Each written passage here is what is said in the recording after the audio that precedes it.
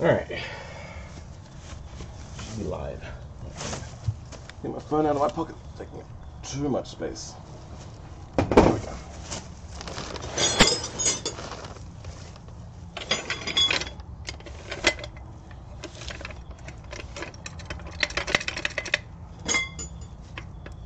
So, today, we are primarily going to try to fix the suspension issue.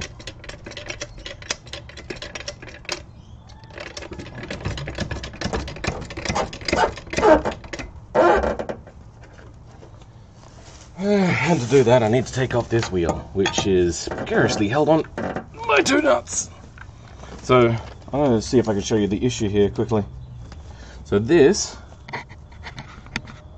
here's the issue. The suspension is so bung up that nothing can fit through there. Like, that is jammed up there against there hard. And you can't really move the tire at all. So, what I'm doing today is I'm going to take this back off. I did a little bit of work on this yesterday and it apparently wasn't enough. And yeah, so that's what I'm gonna plan to fix today, so then I can get it in there. Now this doesn't have a running engine, so what I'm gonna have to do is run it on its starter motor. And to run it on its starter motor, it needs to have as much free movement as possible. Now I know that running it like this really ruins the starter motor, but it doesn't matter, because I'm not actually intending to use the starter motor that's on this car. I'm gonna use one from another car which fits the engine, which is going to go in here, because I'm pretty sure the starter motors are not compatible. So I really like this wheel type as well. It's really cool. Unfortunately, it doesn't fit on any other Volvo. It's only just this one because it's a 4-stud pattern, and for a long time Volvo only ever had 5 studs. And even after this, they really only had 5 studs. There is a Volvo model called the 440, which I don't know much about, and that has its own stud pattern, I believe, as well. I believe it's also a 4-stud, but I really don't know. Alright. So I'm going to shift this in here.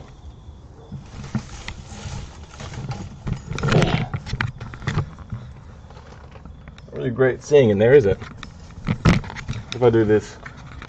Alright, so this whole system is bent forwards, and I don't know how that happened, because it's got this bar down here, and that's meant to hold it. So something has gone wrong when it's collided here. As you can see, it's very well damaged. So what I did yesterday is shorten this up a little bit, but I didn't make it tight. So I'm going to try to tighten it up a whole lot more.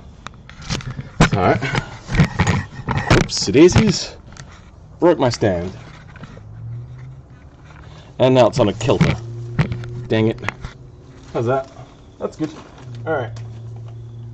Let's get back to this. So I'm just going to undo this. Now what was here is there was originally a bush here. And I thought removing that bush would move this far enough back. Oh, this is bent up under here. I don't think that causes the issue though, because it rubs higher.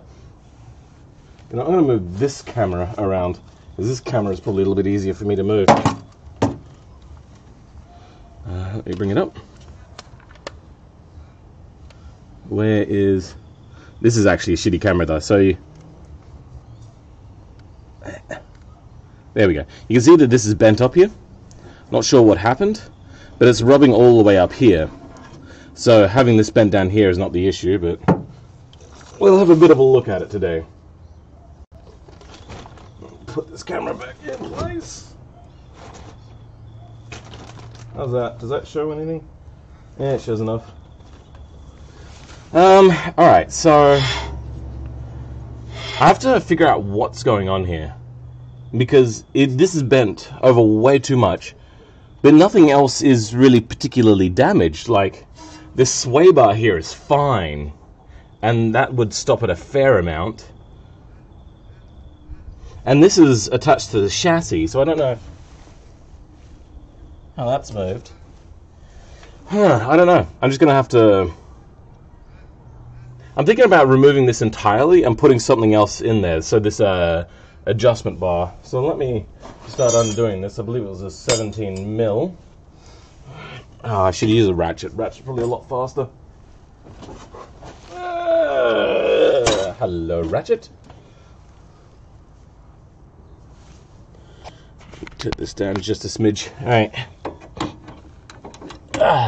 Is that... That's tighten. I want to undo.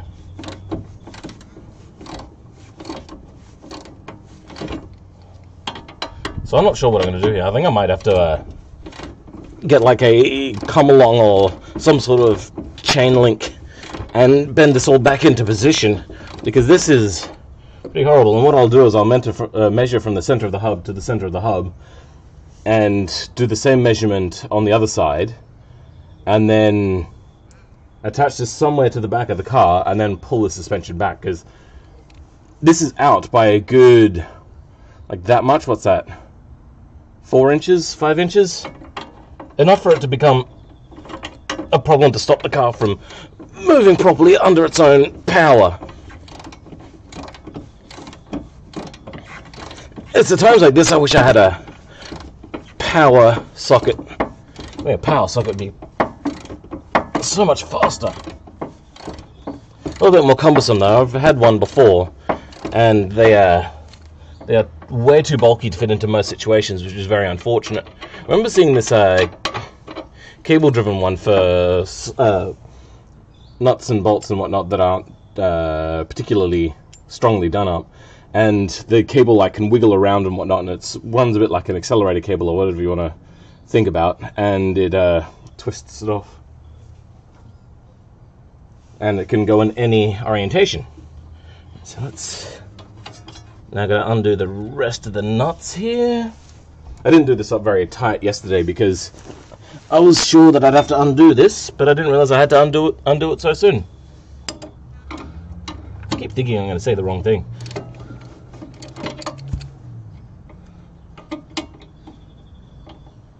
Oh, come on, don't make me put more WD-40 on this. Come on. It'll get there, don't worry.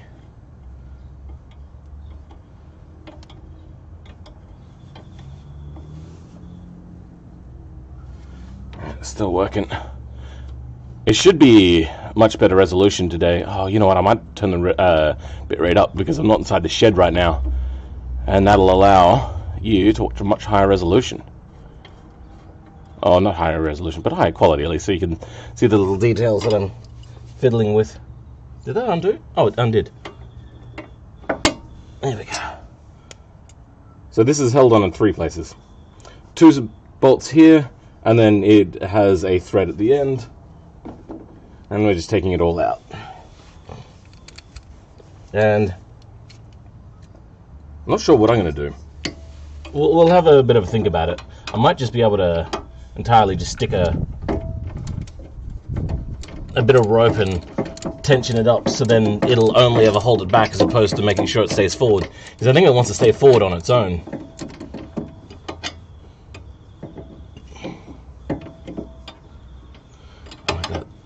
Now, I remember this one yesterday being a real pain, and even though it's loose today, this particular nut I'm doing right now, still a pain in the dick. It's just too crowded in this one little particular area. There we go. And do it finger tight now. Oh, nope.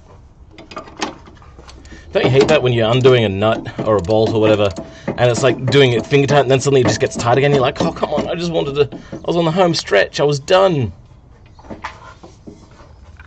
Oh yeah, this morning, Pugsley got up and was acting very strangely. I thought he was choking, and I was starting to panic and all that kind of stuff, and then I just realized he was vomiting. I've never seen him vomit before, and how awesome of him to vomit on my wooden floors that I have not sealed yet. The reason why I haven't sealed it yet is because it's expensive and really hard to do, because I have to move everything out of my house to do it. Alright, here we go.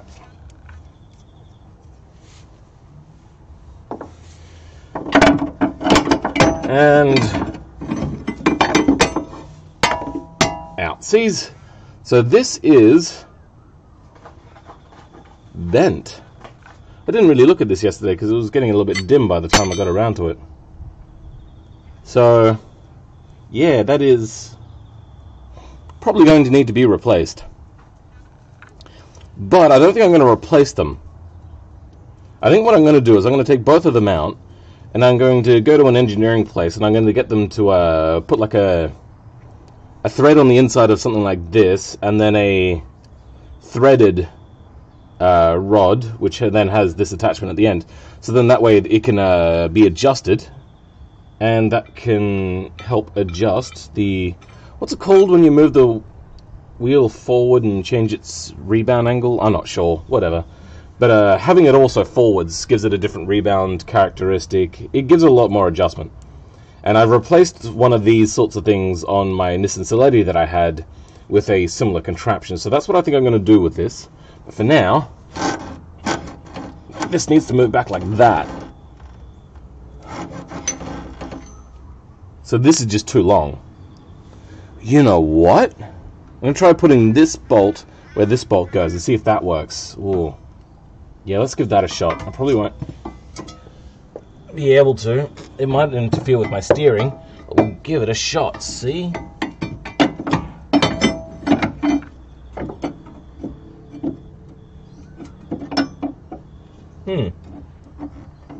This is so crazy, it might just work. I won't be able to steer that way very much, steer right. Yeah, we'll get it to work. But that is quite a lot of adjustment I've just done. Alright, let's stick the bushes back on, because I took them off yesterday, thinking that that'd be enough. Turns out it wasn't. So let's hope this isn't too much. Now I know I said the wheel is about 4 inches too far ahead, but this is at a closer angle, so it'll only need lesser adjustment. So this one goes here. Now this bush fell off, so I don't exactly know where this bush goes. Yeah, I think it does go on the other side. Yep, alright. Let's get this on there. Oh, come on. There you go. So yeah, I didn't realize how loose and slack this would be without this bar here. I had an idea it would be quite slack, but not quite so slack. Slack-jawed.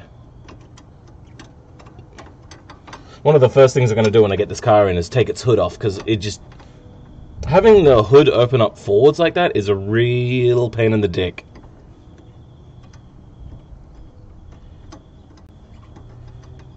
Now I'm also going to offer to the person that buys my other car that I fixed the other day, I'm going to offer them the engine out of this one if they want it when I take it out. Because I don't need the engine in here. Practically everything in here is going to be going. Alright, let's line you up. It might be too much of an adjustment.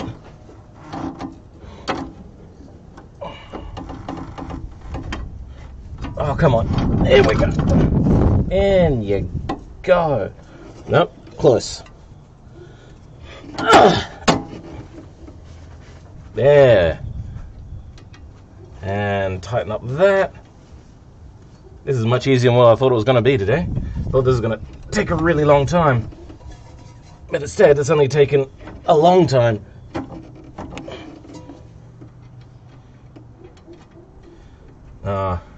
This is on a bit of a weird dicky angle. It's not going to sit too well. Hopefully it won't undo the thread though. Where'd I put the spanners and whatnot? Oh, here it is. It's hiding in the grass. Okay, we'll get... Come on. Whatever. I think that'll do. Switch you to tighten.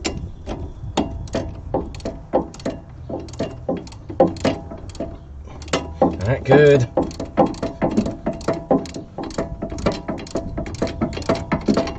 Alright. This doesn't need to be very tight because it's only just moving a little bit and at very slow speeds. And at that, slow speeds running on a starter motor, so it's not going to be overly powerful. It's going to be jerky, which might be a problem, but yeah, it's gonna work. Trust me. Okay. Oh, my hips and my everything. My everything hurts.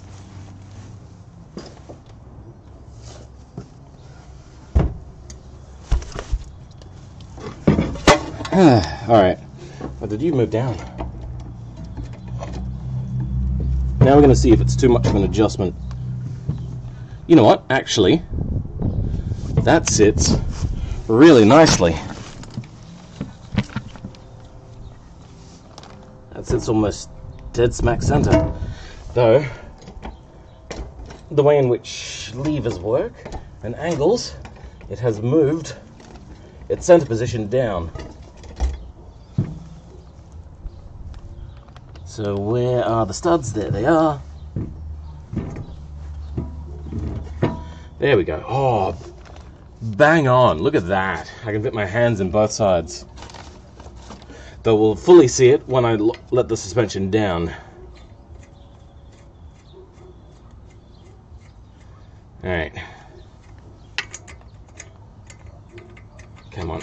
Yeah, I'll get that, don't worry. There we go.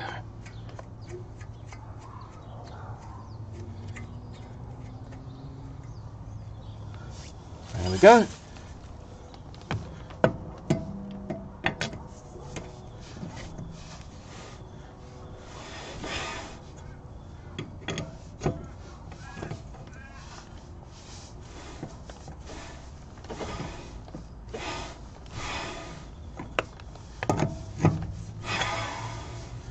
Awesome, cool.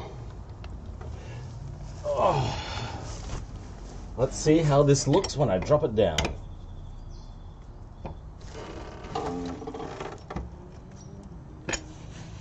Oh, that's a tight fit, but it is good.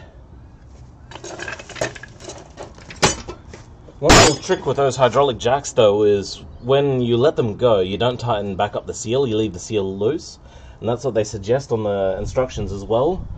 That way, the seals stay fresh and strong. Alright. I'm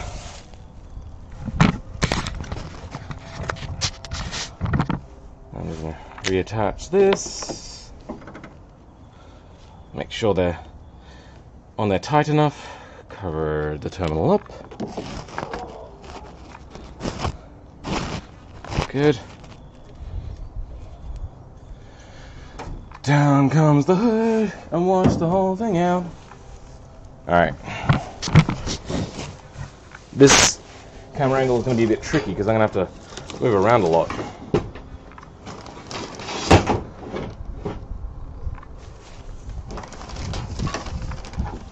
And the weighty battery charging brick thing really in the way.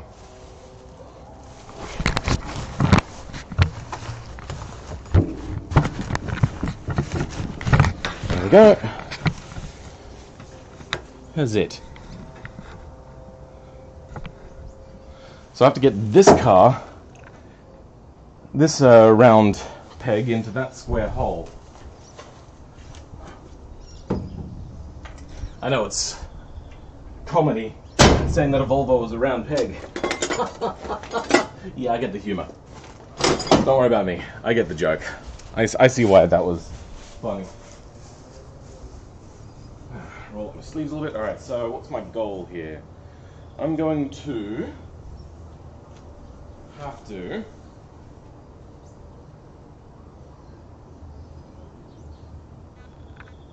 so I'm going to go a little bit of a snake this way, then that way, then that way in. Alright, let's give it a shot. Whew.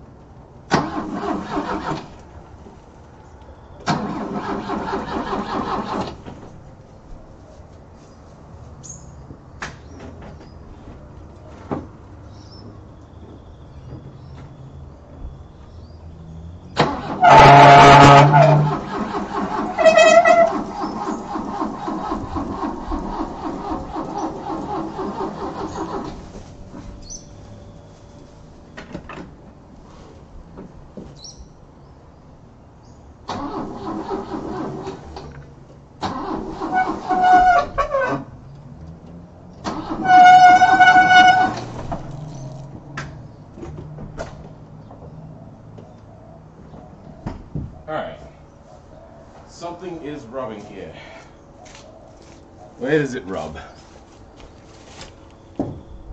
Oh, that's right! I can't turn too far that way. So that's causing a bit of a problem. I wonder if I can push this, because it should be a lot easier to push now that that wheel isn't rubbing. I wasn't able to push this yesterday, because, like, god damn. I was able to move it about that far in about a half an hour. About that far in about a half an hour. And it was just hell. I hated it, I hated it, I hated it. Alright, let's try pushing. Probably not gonna work, but we'll give it a shot.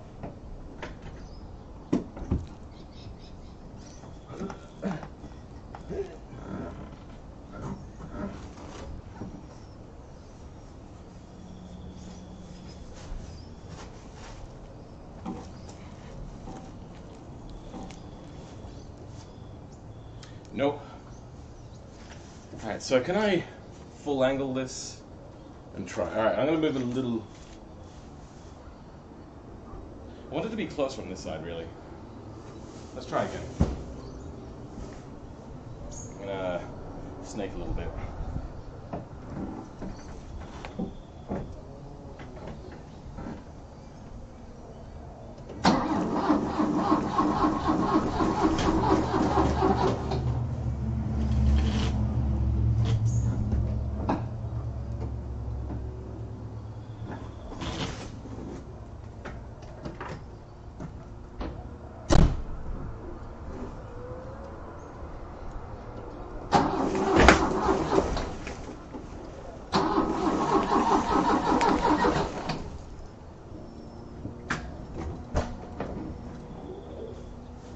Nice and close now.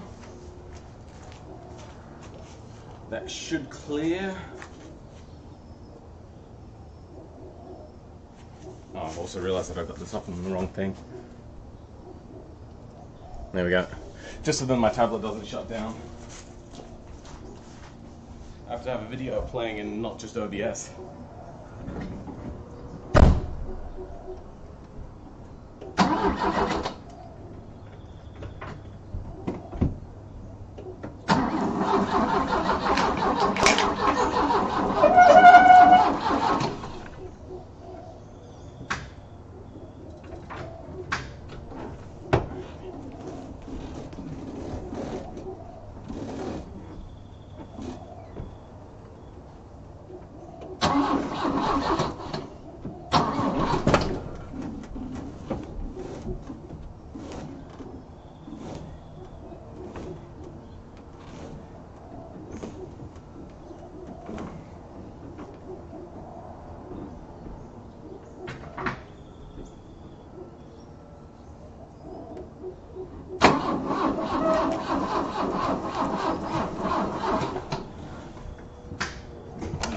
Alright, how are we sitting now?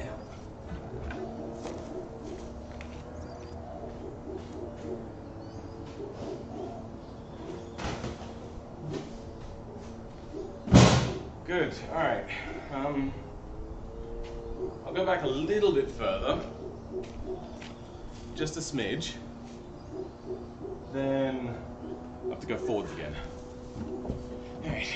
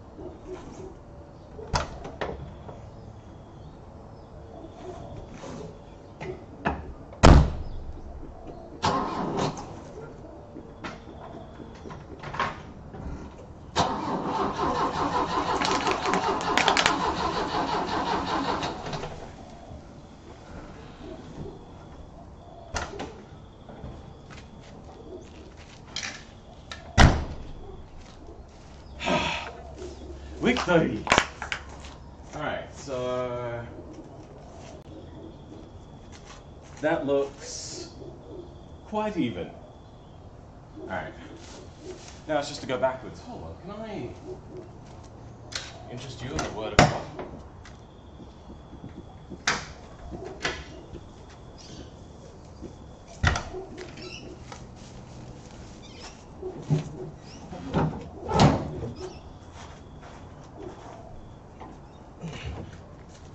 Nope. Wait. Why is that off? Oh no, it's not off. Alright, my bad. Okay.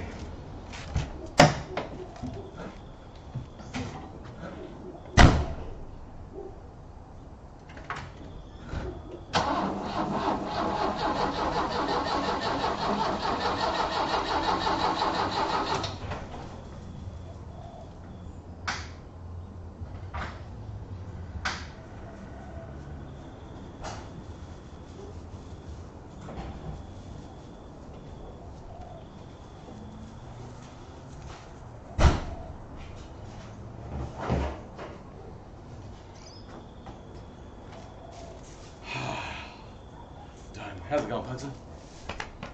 Can you come here? Can I get some pats? Can you come here? Oh, you're all lazy today, aren't you? Yeah, you are. Oh, yeah, you are. Oh, you're so lazy. Yeah, you are. Oh, yeah, you are. Oh. How you feeling? How you feeling, bro?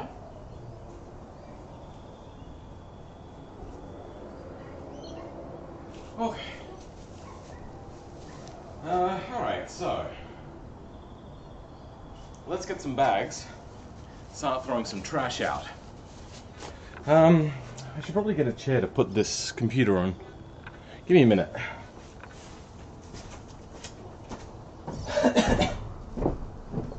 Oh, here's one right here.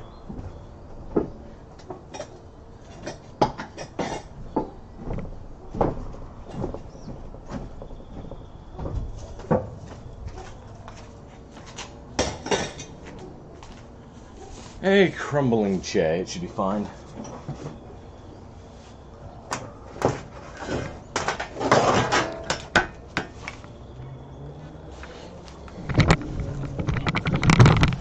You out here,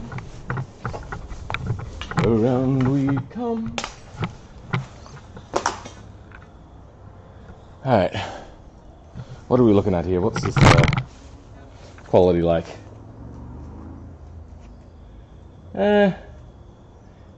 Yeah.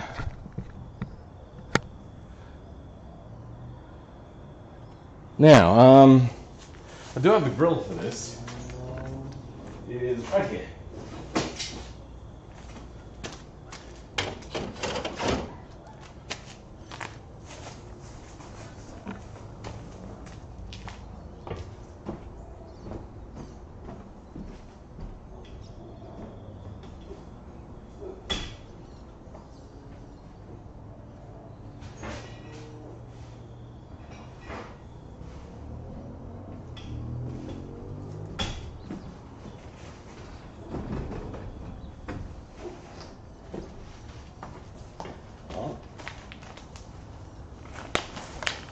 Alright, let's go ahead and start cleaning out trash.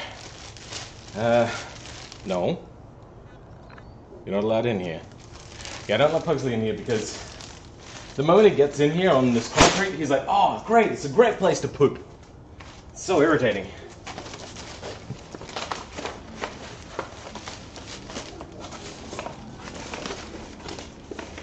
Oh, spider eggs, crush them. I really do need a bigger bag this. I might just go get my trash bins. So that's what I'm going to do. I'm going to go get my trash bin.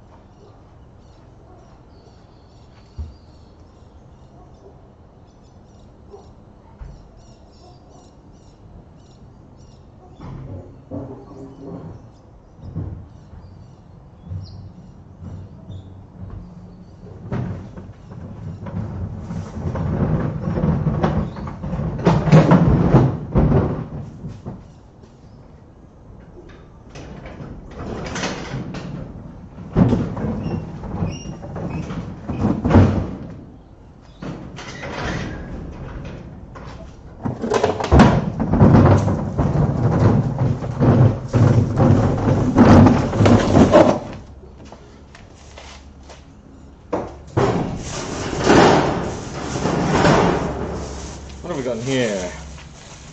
Just trash. Trash, trash. More trash. Rags.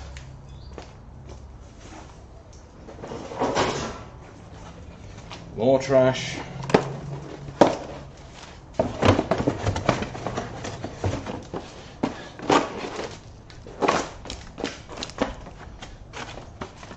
Covered in oil, that's why I'm not recycling that one.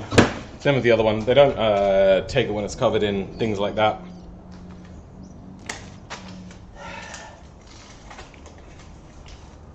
These are the spark plugs that were originally on the other car. You can see here it's like the ends have just come off of the spark plug leads. Yeah, no good. Trash. Oh, you know what?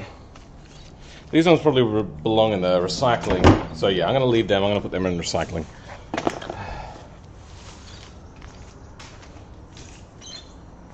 Alright.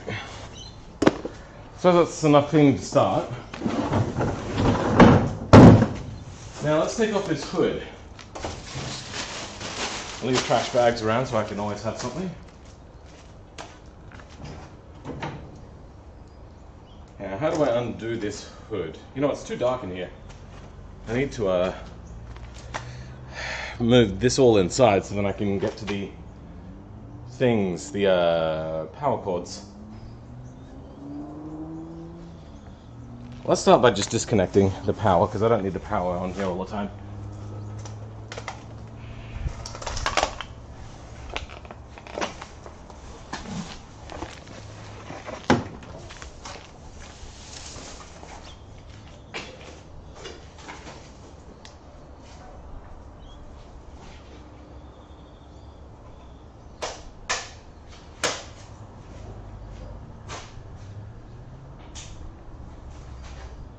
No, there was light. Alright.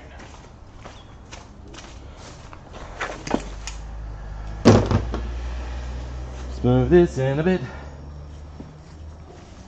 Dirty bitch. I actually know how I'm going to do this without anything falling over. Yep, that fell over.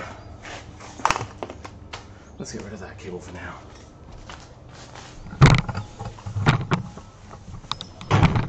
Let's put you here, way up high.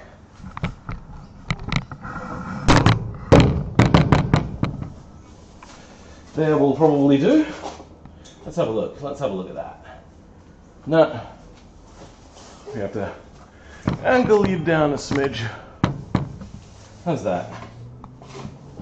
Then we'll rotate you around a little bit. Angle you down a bit. Down a little bit more. There we go. That'll do to start. Whatever. Rome wasn't built in a day. Or at least that's what the Romans want you to believe.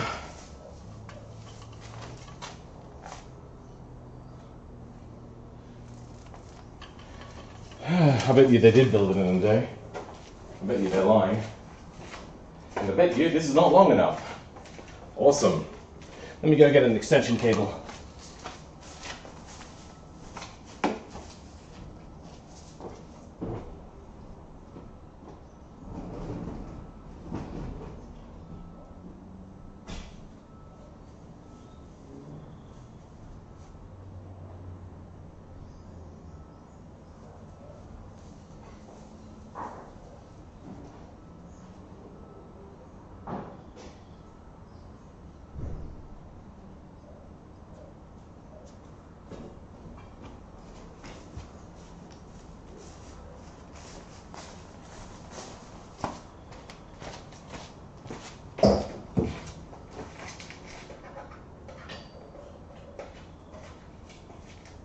Okay.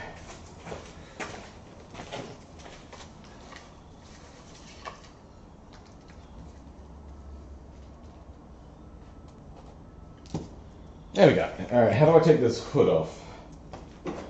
Are you kidding me? It's held on with Allen bolts. God damn it. I have an Allen tool around here somewhere, but I don't remember where. Let's start by disconnecting the window washers. That's the sort of thing we can do. That's not how that's meant to look.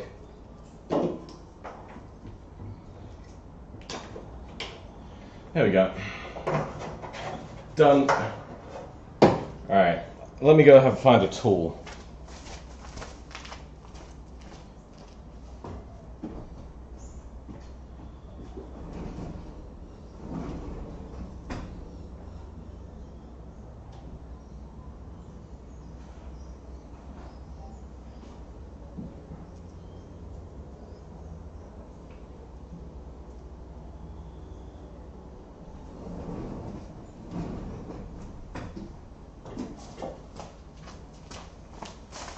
I have no idea where this is.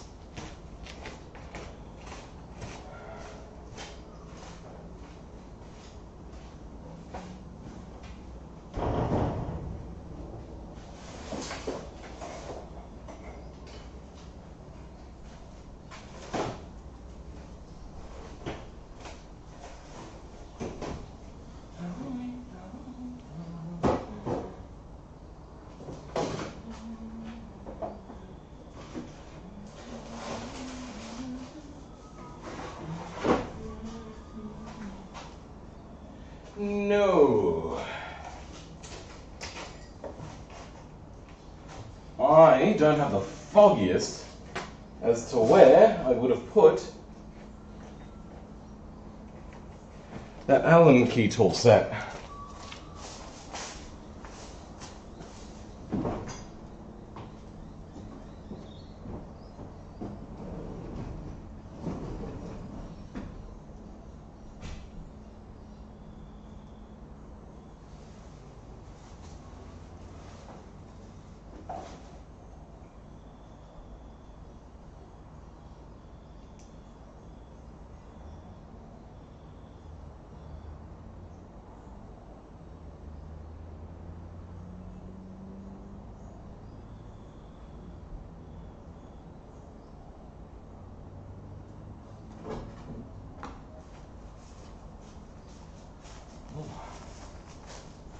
The next best thing, a star headset. And let's find the right size. So Allen keys don't have a star pattern, they are just a like flat edges, but that's got a star on it. Alright. Still too big. What am I doing? Doing everything wrong. Don't mind me, I'll just make every mistake possible. Oh no, it's an in-between size, I think. Oh no, there we go.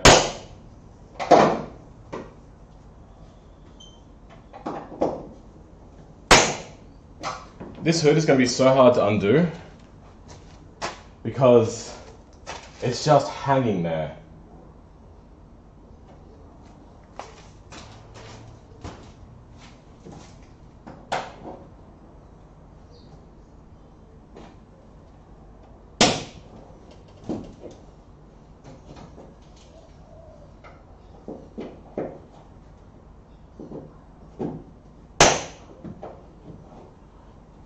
They're not very tight though.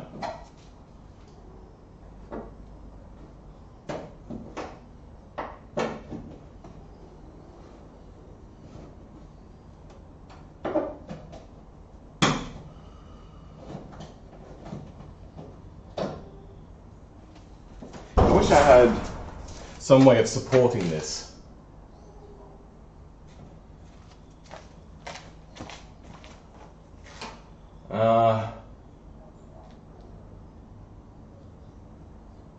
I might dangle a rope through there and then tie it on somehow. Yeah. I think I'm gonna have to tie a rope up because this is like, as the moment like one bolt is left, it's just gonna like slam down to the side.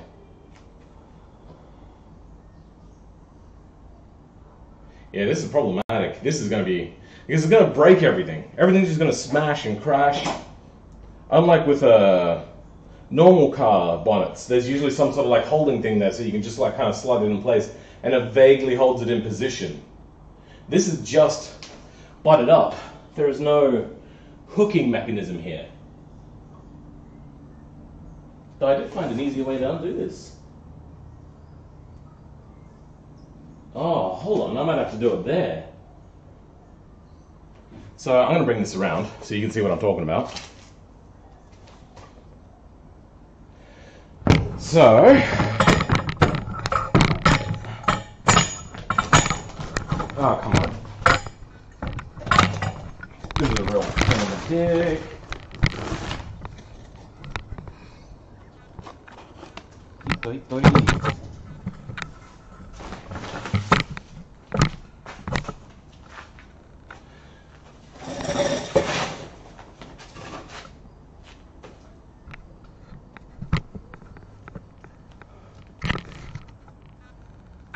So, you know, I should probably do this differently.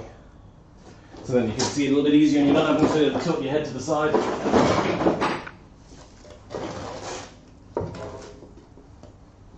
Moving my rags out of the way. Moving more trash out of the way. Get rid of that. Get rid of that.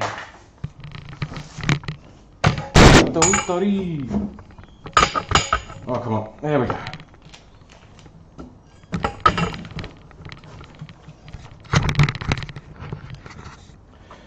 Okay. Oh, now it's too tilted forward. Come on. Don't be a pain in the dick bag. There we go. Alright. So, as you can see here, I was going to undo these Allen bolts here. But down here, there's a little clip here. And if I undo that in the middle, and just undo both clips on both sides, that should subdue my issue.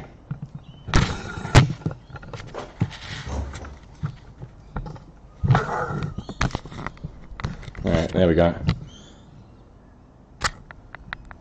You know what, no, let's lift you back up again.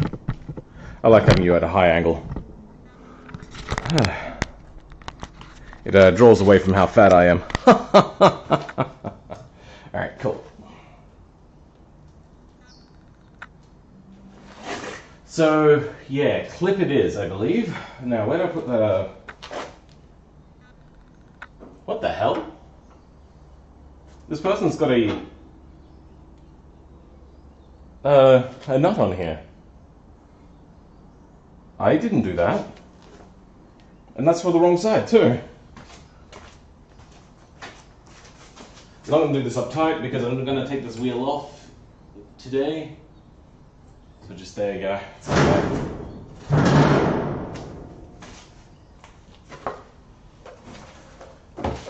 Alright, so what am I doing here? That's right, doing that. Flathead screwdriver, really good one too. I say really good, what I mean is really strong, old, reliable, old faithful, if you will. I don't know where I put it. No! I took it with me yesterday to do something. Let me go have a look.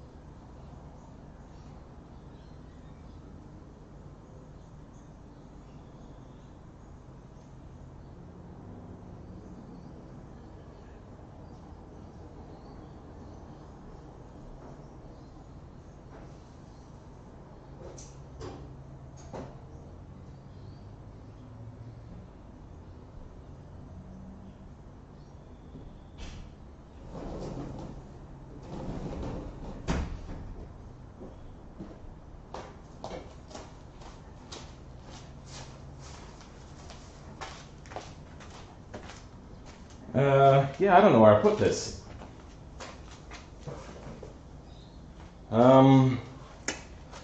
Huh. I need a flathead, and I need a decent one. Let me go check. I do have a bunch of other tools I found the other day. Here we go. This one will do.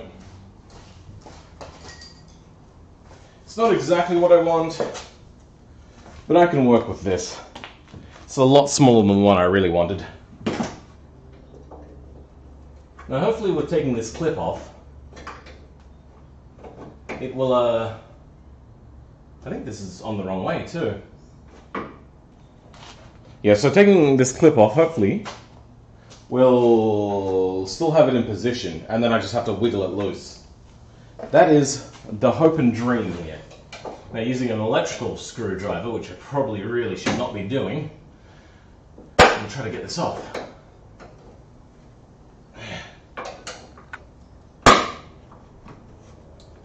How do I... There we go. Come on, baby.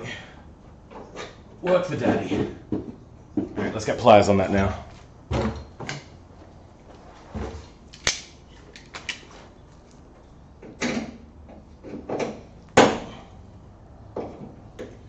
Oh, come on.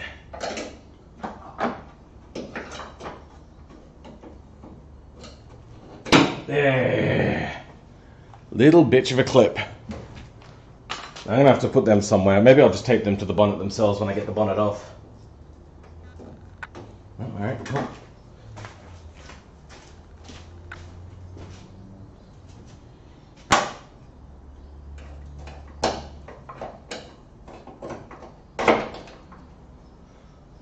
Come on.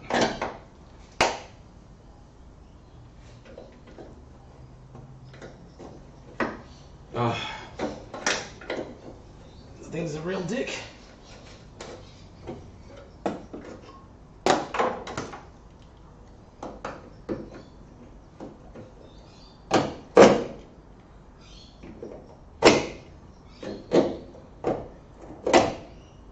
Oh, really?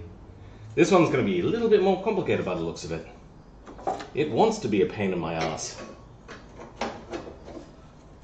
Oh, come on. Let's try rotating this around. Hopefully that'll help. Why was that one so much easier than this one? I know that one was still a pain in the butt, but this one's making it a whole new ball game. Oh. Pain in the ass. Well, it came off quite easily. There we go. Problem solved. Now, the hard part.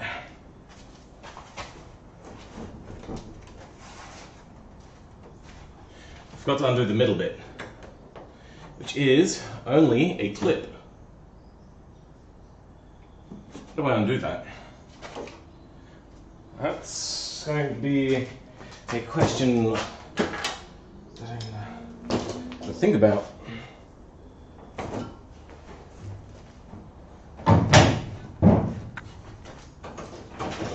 Take this lovely grill back out. I might spray paint that like gloss black or something, I think. Okay, so this is just a pushing clip. And that is absolutely loose. That couldn't be much more loose than that.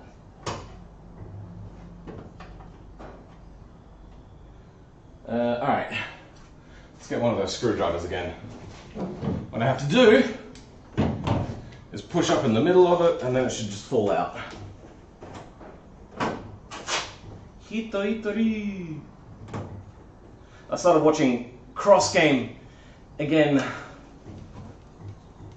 yesterday. Best anime ever. This is a real pain. Where'd those pliers go? There they are. Pull the center pin out, and the clip should undo, and then you shake it all about. You do the hokey pokey, and you turn around, and that's what it's all about. And then I broke it. Do I care that I broke it? Probably not. Alright, so that looks like it won't come out quite as I hoped it would. Yeah, it doesn't really have enough room to unmount itself from those clips. Well, you know what? I won't be able to undo it like this. Oh, that is a real dicking though. But I can undo it like this. Alright, that's what I'll do. I'll undo it from here. Which piece was it? Was it this piece? Oh, that won't fit, will it? Wait, will it fit now?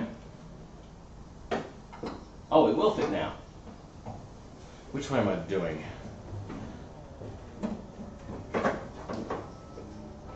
Is that the wrong size? That might be the wrong size. Oh yeah, you know what it is? It is the middle one, not the end one. God, it's so hard to get spatial depth with one eye open.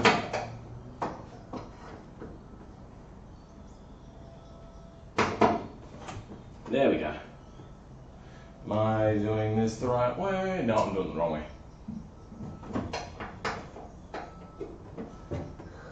Gotta go. Wait, no. Yeah, it is that way. Cool, alright.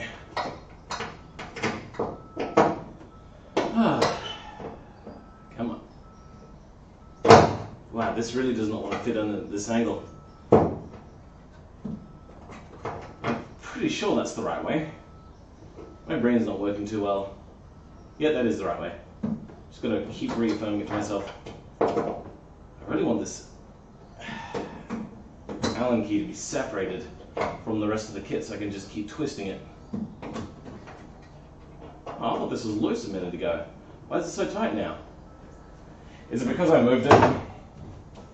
Is it looser when it's down? Whoa. My knees and my back that time. Stay fit, people. Being unfit like me is not great. There we go, that is finger tight. There we go. One Allen key. Nope, that one is well and truly tight. It's not as loose as the others. One of these ones is not like the others. Come on. I know you can do it. There you go. Alright, let's start undoing.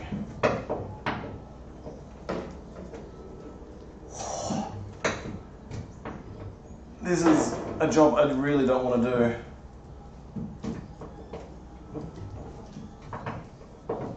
I don't have much of a choice. I have to do it. Is that finger tight now? Almost.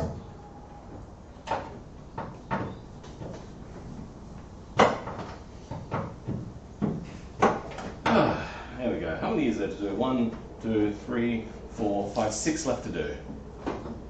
7 in total. And there's an uneven number of them because there's one directly in the center. You're so used to thinking of things that are symmetrical to be even, but when engineering comes around, it doesn't need to be such a thing. They can save $1 on a bolt.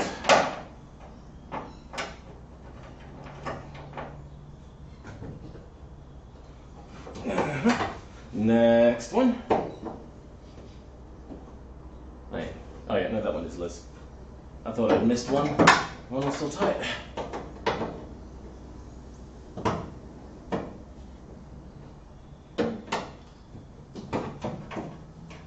This one's in such a pain as well because there's a sharp bit of metal right underneath it and I'm rubbing my hand against it. That's always just a pleasure. My hands are going to be shredded in like a couple of days of working on this car. I'm going to try to be as careful as possible to not shred my fingers, but it's not always an option. Sometimes it's just completely out of your control. Oh, I'm going to do it like this so my knees don't get too tuckered out. Oh, this one's a tight one.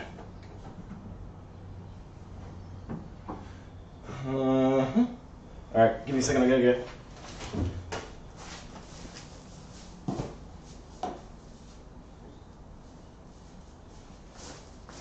Gotta get this magic. WD-40, also known as What Dog 40, because apparently, I've never seen it myself, but apparently, thieves use it to knock out dogs. That is WD-40, right? Yep. So yeah, apparently WD-40 will knock a dog right out. So that's why thieves call it What Dog 40. But it's actually standing for water displacement. And then 40th incarnation of their testing, or whatever you want to call it. They've had a lot of trials. Loosen this a little bit more. Spray the others, and then we'll shift the bonnet forward, and hopefully they'll all become finger tight.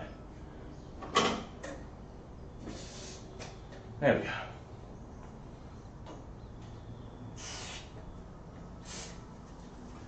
Yeah, there we go. So I watched a video this morning about the most decorated sergeant dog in the armed forces in America ever. It's really interesting. I'd suggest you look it up. It's I think it's Today I Found Out, or Biographics or something. The same guy that makes both of them. Alright, are you finger tight now? Is that how you're gonna be finger tight? No, you are not going to be finger tight. I'm gonna use this because this is quicker. Hopefully this works. No, that does not work. Dang it. Alright, well, there was no shortcut in this apparently. Is that the wrong? That's the wrong way anyway.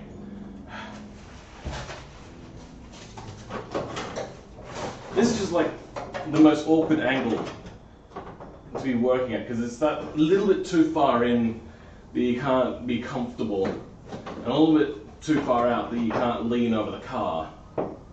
So it's just in a dick of a position. Right, now can I use pliers? I might be able to use fingers. Just. But I'm going to work on the other ones a little bit. Then we'll try shifting the bonnet forward and see if that makes it easier. I don't know why shifting the bonnet makes it easier, but, well, it did. So I'm going to keep going with it.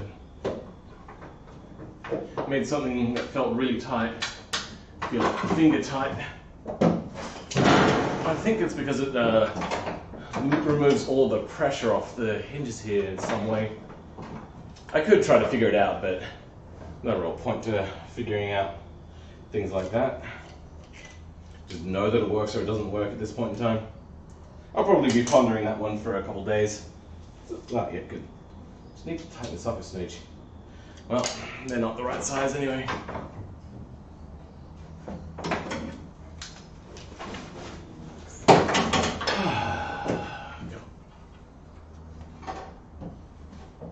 Oh, this one is super tight. Super tight, super tight, it's super tight. Yow. Yeah, I think it's the way it is it pushes backwards on, which clamps it up. Alright, I'm gonna try to undo as many of these as possible. Finger tight, and the rest I'll just use tools on.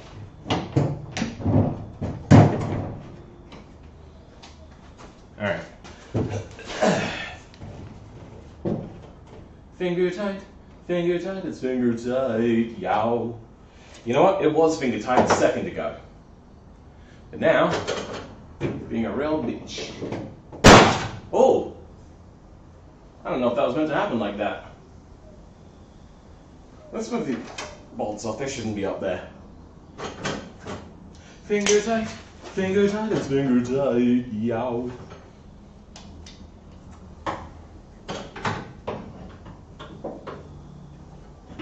Nope, okay. It's gonna have to be this way. There is no way around it. I just cannot do these finger tight. I cannot make these finger tight. This bonnet It's just wanting to do what it wants to do.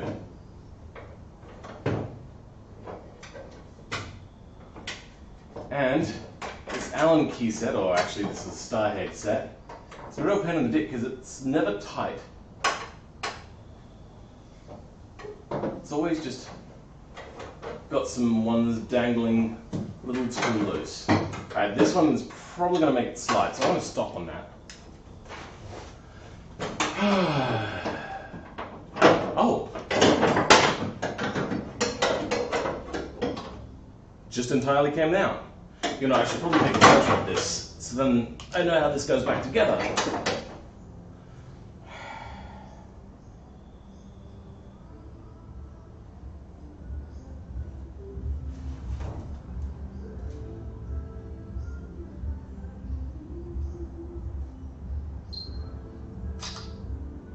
And let's do one with flash on.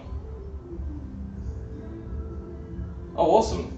Somebody's got their music blasting. That's really considerate. Really amazing. Where is flash? Flash, here we go. Flash on.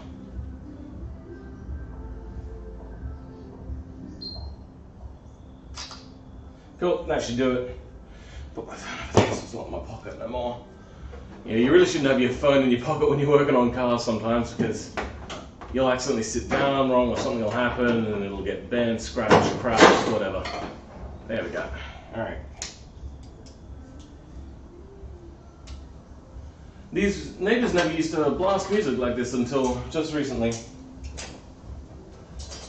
So I'm not too annoyed because it's not really, they don't do it for long, they only do it for about half an hour or so. I don't think you guys can hear it anyway, right? Amorite? Like the metal? Amorite? I know. I just come up with the best jokes. Actually, it's not metal, it's a mineral, sorry. God damn it, I stopped up my joke. No, my joke is ruined. I said it wrong. I'm gonna spray this again.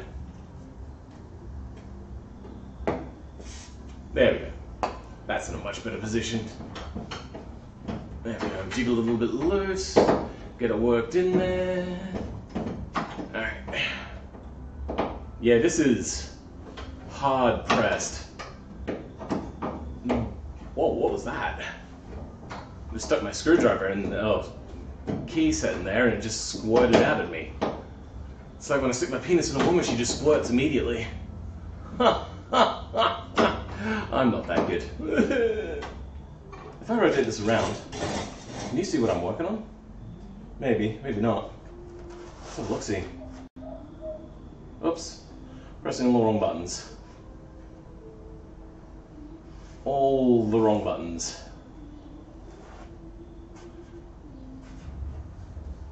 How's that look? You know what? No, that's probably not going to work. Oh, wait, you know what? It did work. There we go. Now you can kind of see what I'm doing though. That camera on that Surface Pro, absolute dicks. And I'm not going to undo that screw completely. Not yet at least.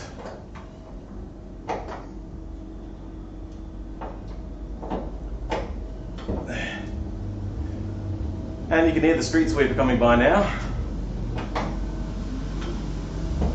Oh, my shoulders are killing me. Holding my arms in this awkward position.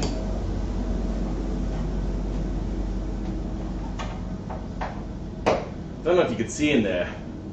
This is coming undone, but because it's also such flimsy metal, it's also bending at the same time. Quality. So this car wasn't actually made by Volvo. Volvo worked with DAF to create this car. DAF is a truck manufacturer that used to be considered the cheap manufacturer back in the day.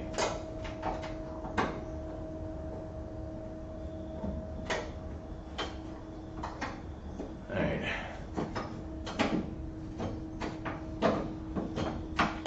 There we go. No, okay, you're not coming undone. You're just going to be like that, are you? You're going to tie my arms out and then say goodnight, huh?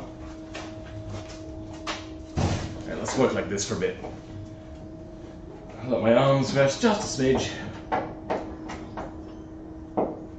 You probably can't tell, but I'm actually down 2 kilos since early last week. So I'm planning to lose a lot of weight, so then I look better while I was doing these IRL streams. Alright, the last 2 bolts. Please don't come down on my arm. You're going the wrong way.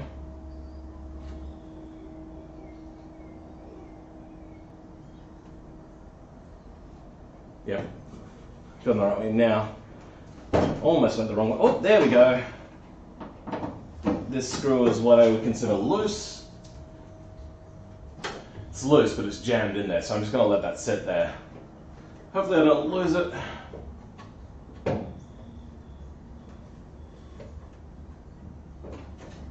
Oh, there we go. That one's loose now. Back to this one. There we go. Ow. Now, don't want to put this here. I could move it up the back.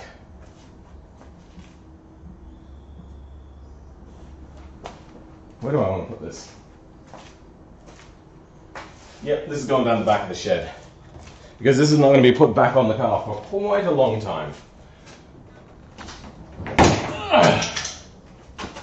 It's a lot of catching anyway, no good.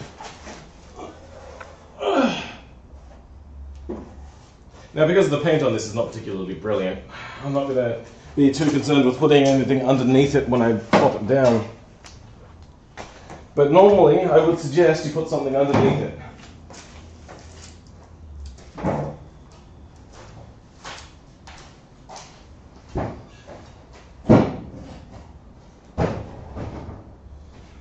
Okay.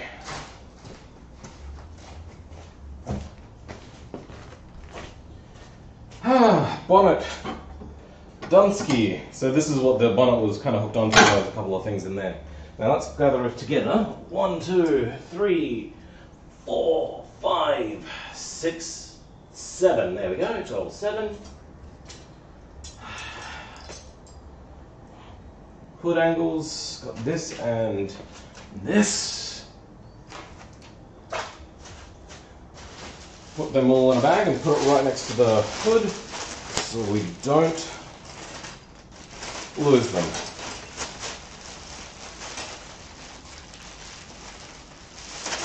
Now I'm going to start putting this car up on bricks soon. I'm probably not going to bother replacing the shocks or the springs or anything for this particular point, at this particular point in time.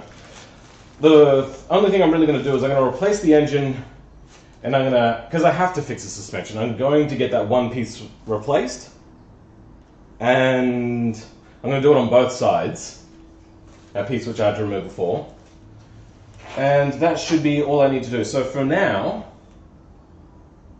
I'm going to start disconnecting the engine. And it doesn't matter how I disconnect it as long as I disconnect it. I do have an engine hoist somewhere at my parents' place.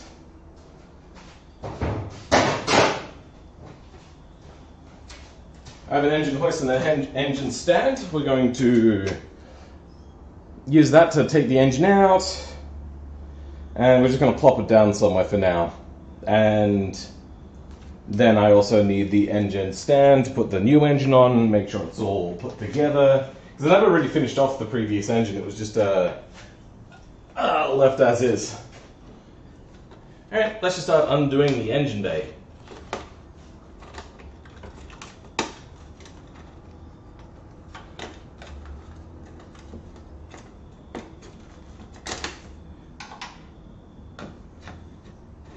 I might start uploading highlights from these streams to my kind of private channel that I don't really have anything on. It's just there to teach people how to update their channel pages, things, whatever. I'm going to take the air conditioning out of this, even though that's probably a major mistake here in Australia.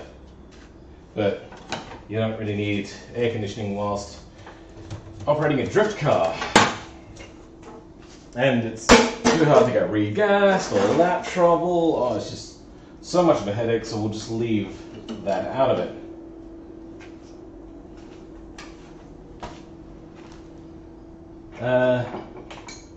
The other thing I'm going to do with this car when I start getting all the stuff together is I have a flange plate for the exhaust, because I can't run the standard exhaust because it's not designed for the steering arm.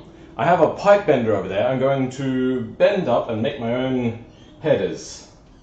I'm going to try to make them as extractory as possible, but they're not going to be perfect. They're just going to be fairly good. Though they really do debate about like how effective having like perfectly tuned length extractors is, and there's even this one channel called what's their name again? Motor Trend on Demand, and they had this segment where they would do like these myth-busting things with engines, and they bashed in and caved in these exhaust headers and found absolutely no difference on them. So I'm not going to do that, but I am going to improve. Oh, sorry, I'm going to make better than what I currently got on the engine, which actually is just basically a collector, because it was originally in a boat. So the exhaust is just one horizontal tube with the exhaust going into it. I do have another one which is off of a 740. I'm going to be getting that car down here entirely and taking pretty much everything off of that car. And that one does sit a little bit flusher, but it still doesn't fit in here properly, because they got the exhaust on the wrong side, because they made these cars for the wrong hand drive.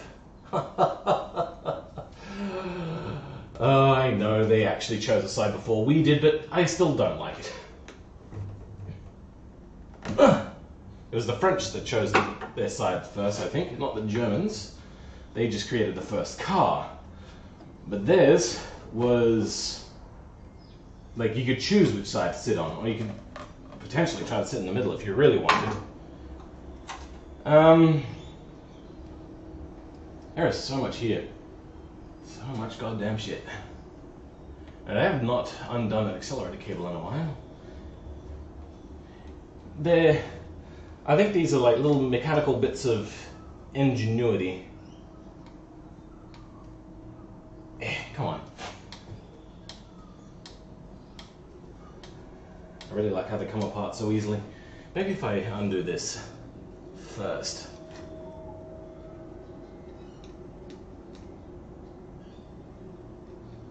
Come on, there you go. Alright, now will you undo easier? Apparently not.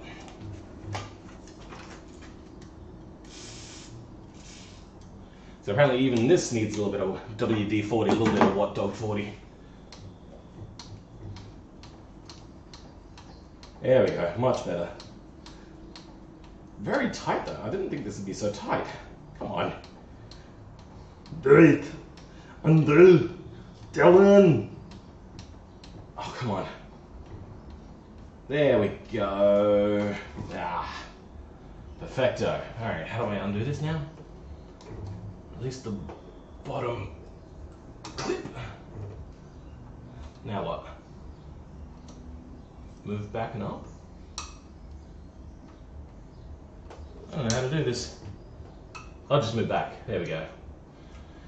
Alright, let's put you back together. Now, I don't like electronic cables, so we're going to keep that there for now. Oh, electronic throttles, that is, I mean. I may replace that later. Alright,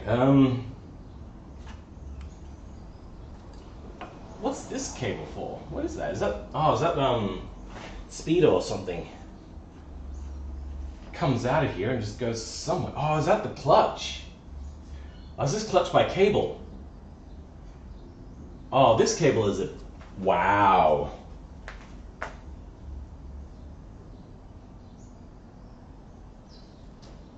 Wow. So this is the clutch cable, which comes out there, threads through the intake manifold, runs down the side of the engine, then I'm assuming runs all the way back there. So that is a real dick move. How dare you?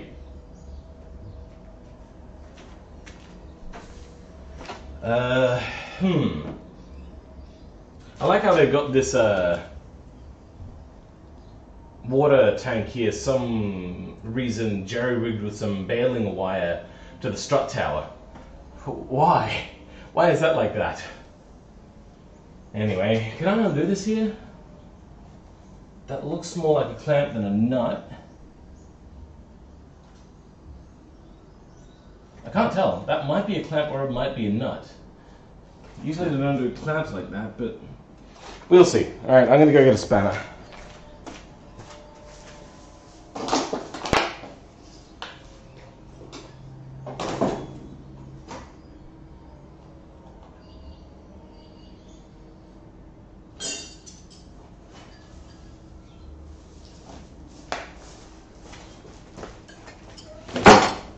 Alright, let's have a look.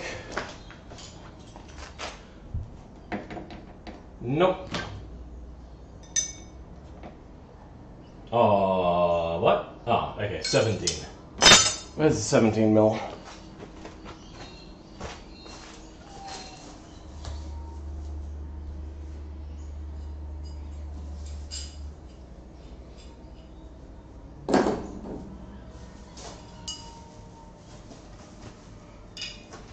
Okay.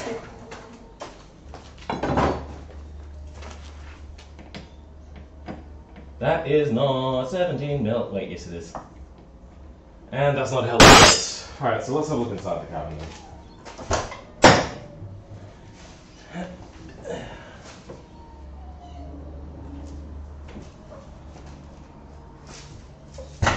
It's way too dark in there. I need my phone to illuminate the way. So then hopefully I can see how this clutch cable is attached. I've always worked on the 2 series. This is my first ever time working on a 3 series, so a lot of this stuff is new to me. Clutch. What? Why would that have not?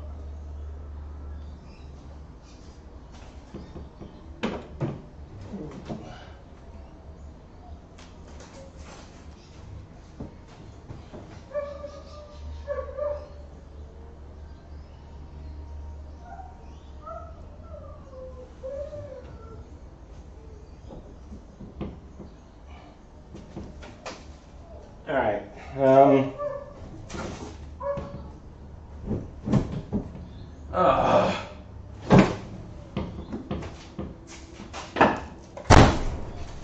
Volvos are living up to their name. I'm going to have to be a bit of a contortionist to get into where I need to be in here. I'm not going to bother moving that too much. I just get that into position. Now, what do I need? I'm probably going to need a 17 mil on that. So, I'm not exactly sure how this works. That was way too far over. This clutch cable... Wait, hold on. Oh, that's... What's this? Oh, that's the accelerator, yeah. So this clutch cable, for some reason, bolts onto the clutch pedal, which I've never seen before. I need to undo it. We'll figure out what size it is. I'm going to take this in a 15 in. Contort away!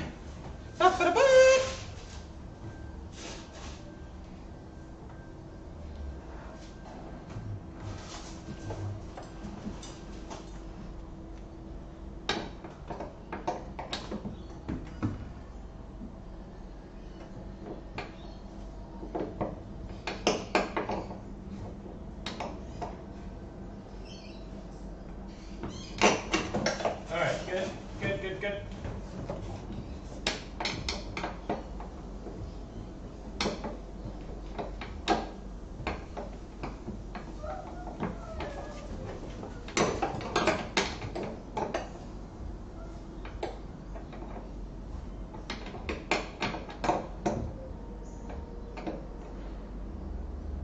Dang it. Shit!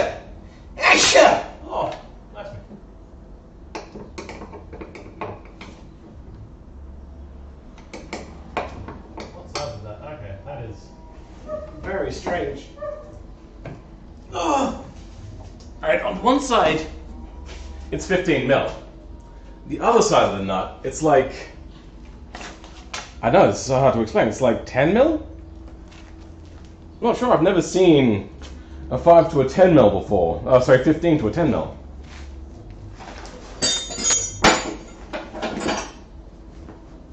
And wouldn't you know it, I don't have 10 mils. Oh well. Let's move this camera back around to the front so you get a general idea of what's happening, as opposed to getting a small idea of what you can't see. Alright, what are we looking at? Show me the money. There we go. Let's go higher. Higher and higher. There we go. There, that should be good.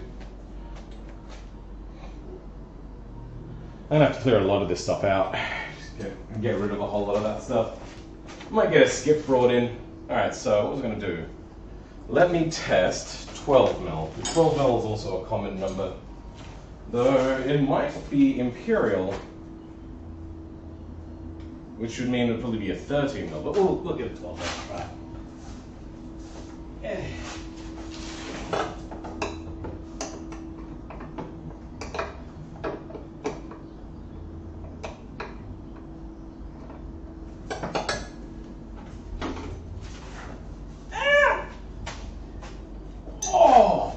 Scratched my back, god damn. Alright, so it is most likely a 10 mil. And guess who doesn't have a 10 mil? This guy. Why don't I have a 10 mil? Because I never put my tools back properly. I've gotten much better with that recently, which is why I've only lost a few. Now, 15 can go away. No, 15 is what it is. 17's in there. Let me try with a ratchet.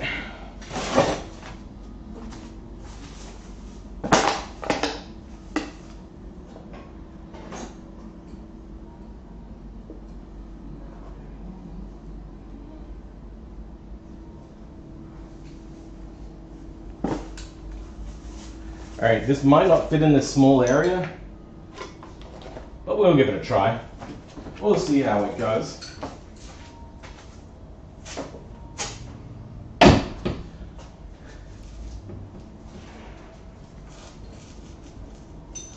No, that is definitely not going to fit in here.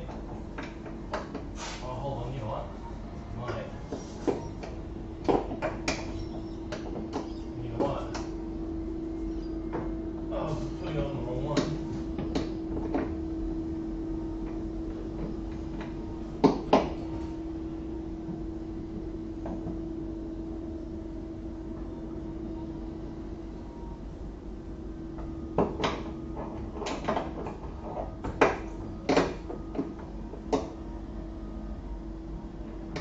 You know what? It might only be 10 mil. It might be 8 mil. No, that's 10 mil. Well, there goes hoping.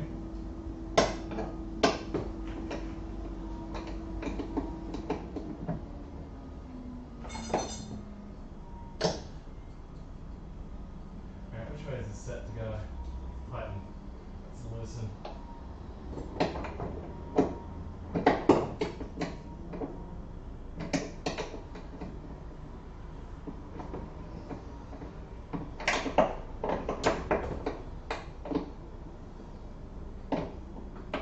Oh,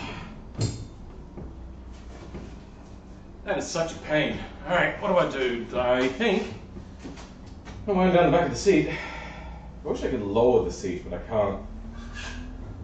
Alright. What? Ah, the winder for the back seat is also broken. Awesome.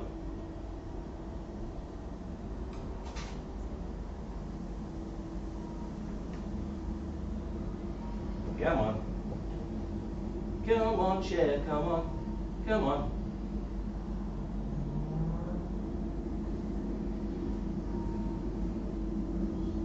There are so many goddamn lighters in here for cigarettes. Oh, you know what? That was my previous housemate chopping up tobacco and cannabis. Awesome. He would come in here because it was warmer to be inside of the car than out in the wind and rain, but I wouldn't let him smoke inside. So his only option was to go into this broken down car outside. Alright. Here comes the hard part. Let's hike up my pants. And oh, I hate doing this. I've done this a few times and it is such a pain. Ugh.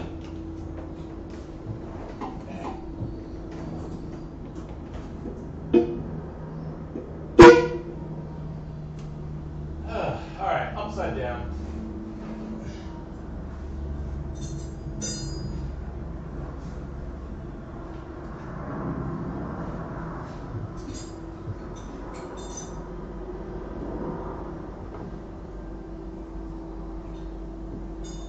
No, this is not going to work. Ugh.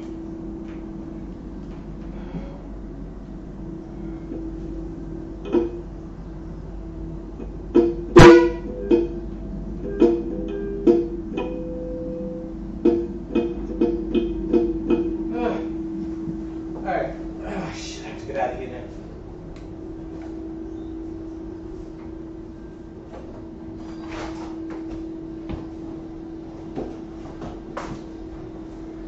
That was easy to get out this side. Hey, alright. This clutch cable, oh boy. Why was it designed like this? Oh. I think we might have to just say, screw that for now, and I'll do that on my own time, because that one's just going to be a real pain in the dick to do. Oh, I don't have the handbrake on.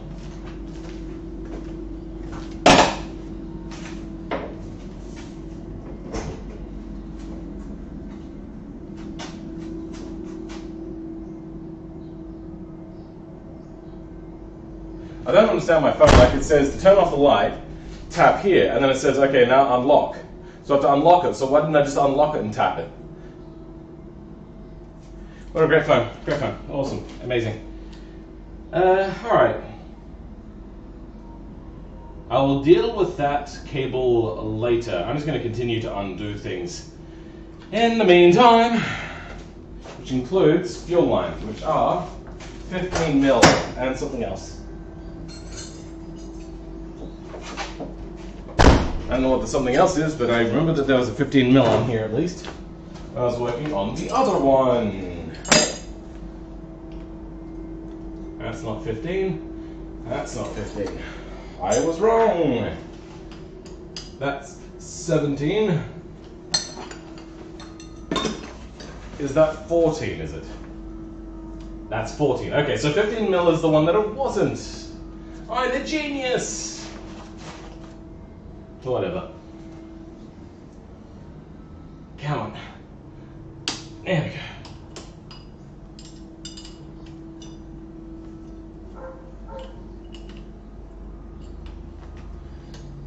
Ah, there you go. Because you have no fuel in you, no fuel leak. Awesome. Now I have to undo this somewhere. I think it's just one flathead screw and it is loose. Let's undo some vacuum lines. Oh, okay, well that line doesn't want to undo. Yeah. Oh, these vacuum lines are a real pain in the arse. There we go. There we go. And listen. Now this car kind of came out of nowhere. I think it was Volvo's first one to have electronic fuel injection. Because up until this car came out, they were only using mechanical fuel injection, which is not as efficient, but it allowed them to have more power because they were just putting in too much fuel. They're also fairly easy to modify, because all you needed to do was increase the fuel pressure, and hey presto, there you go, you've got your extra supply. And between the 3 engines that used it, one was naturally aspirated 4-cylinder, the other one was turbo 4-cylinder, and the other one was 6-cylinder. They just took the 6-cylinder one for the turbo and plugged up 2 holes and just did it that way. So you got the extra fuel flow, and hey presto, everything was fine and dandy. Alright. All these are undoing. They are mostly out of the way. What's this line? Well, whatever it is, that came off easily. And the radiator hose, which looks to be clamped on. That's a real dick. Oh wait, no, that's just a joiner. For some reason, there's a joiner in the middle of the hose. I got the feeling they just ran out of the right size and they were like, well, I have these extra spare bits. No, that's also clamped on. I cannot see where it goes. Now to get this other engine in here, I think I might have to remove whatever that is. I think that's the heater blower fan, because that there is a fan. I'll show you quickly. This is straight up a fan, and you can tell because it's round. But I think I can do without it. I think I can just get rid of this altogether. These cars were so advanced for the day as well. Like these had, this one has electric mirror, windows, 5-speed manual. This one does have air conditioning. So does the other one, though on either car it doesn't work. Semi-bucket seats, which were very sporty.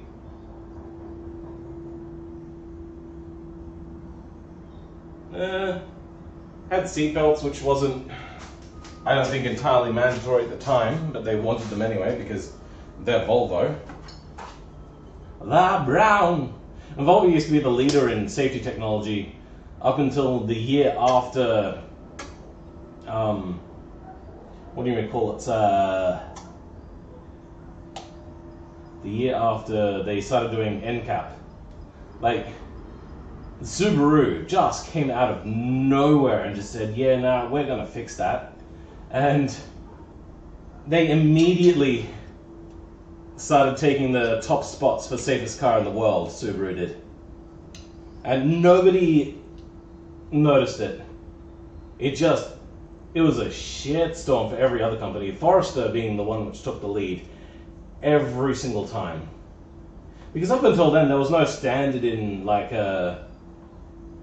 how to be safe. But then they were like, wait, maybe if we can cheat the system. I mean, it's not exactly cheating, but it is kind of cheating. Cheating the system to have the highest safety rating.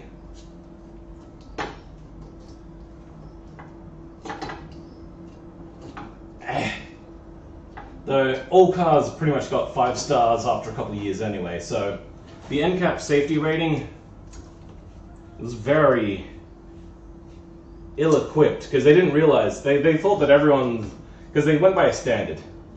Every car did this well, the best car did this well. They didn't realize that once they had a target to go for, they could actually aim to make a really safe car by their standards, so then they could say that they have that standard safety rating. And then cars just boomed in safety. Every car just started becoming a heck of a lot safer. And that's why you don't really have unsafe cars. That's leaking a little bit of fluid. This thing having holes all the way through it, I thought there would have been absolutely no fluid left in it. Turns out I was wrong. Do I have a bucket in here? Nope.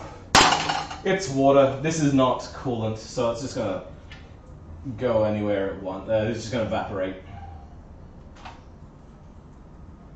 Is that a fuel temperature? That might be a fuel temperature. Oh, sorry, not fuel temperature. Water temperature. I might actually keep that because I might need that for my new system. Because I'm going to be running a whole new electronic system. I don't have a span big enough. I hate my life. Let's try 7/8. Oh, it is exactly 7/8. Lucky me. Oh my god, that is so goddamn rusted. You know what? I'm just gonna undo the hose and leave the hose here with it. Alright. That's my plan. My plan, I'm sticking with it. You can't do anything to change my mind. Unless you tell me that it's a bad idea. Then I will change my mind.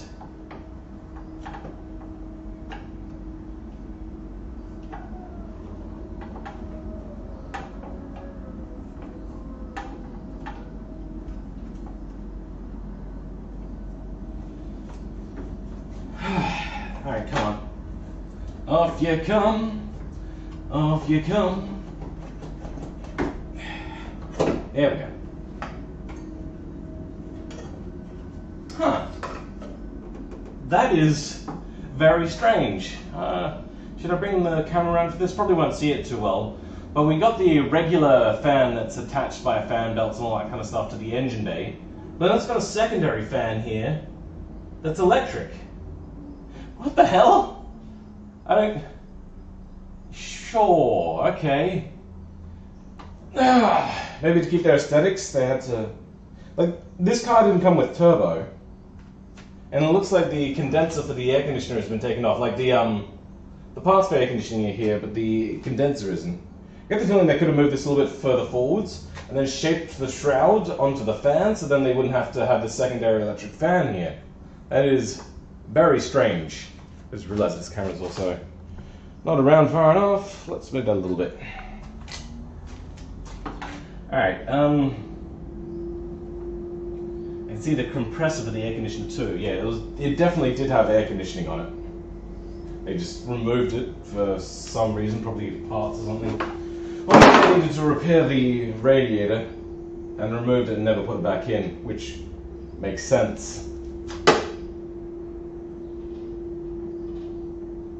I might drain the oil out before I take the engine out, you know, just to reduce the weight a little bit. And yes, I think I am going to get rid of that heater system back here. And I'll just put a bigger reservoir in for the cooling system.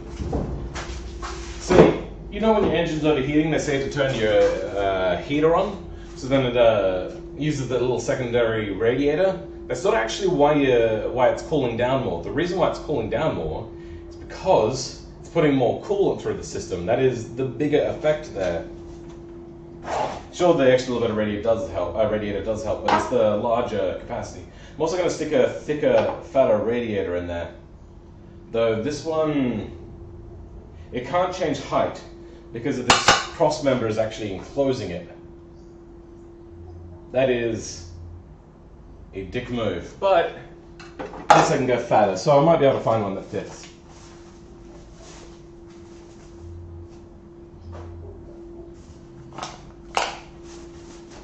And I'll go with electric fans. I know where to get some really cool high-performance electric fans. I'm going to remove this bonnet latch for now, because at the moment it's going to be in the way of getting the radiator out too.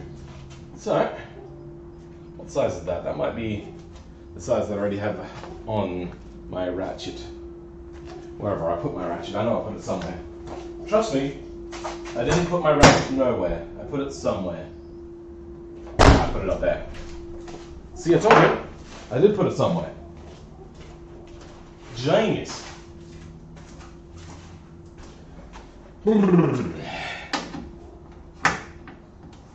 Oh, 10 mil. I love it when a car has like consistent bolt sizes.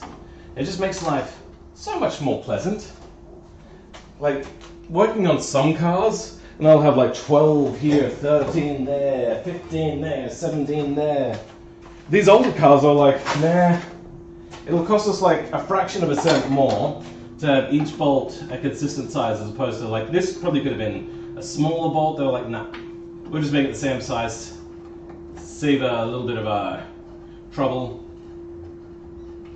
But then, yeah, they started to be in, well, we could use this like bolt in an 8mm, and that'd save us like 0.001%. And over 1 trillion cars that we make, we might see a little bit of profit gain. So, come on! You're just making things real difficult. Why does that not want to come out? What the hell? That is weird. Oh, it is loose. Is it? I have no idea. It's kind of loose. It'll do. We'll leave it.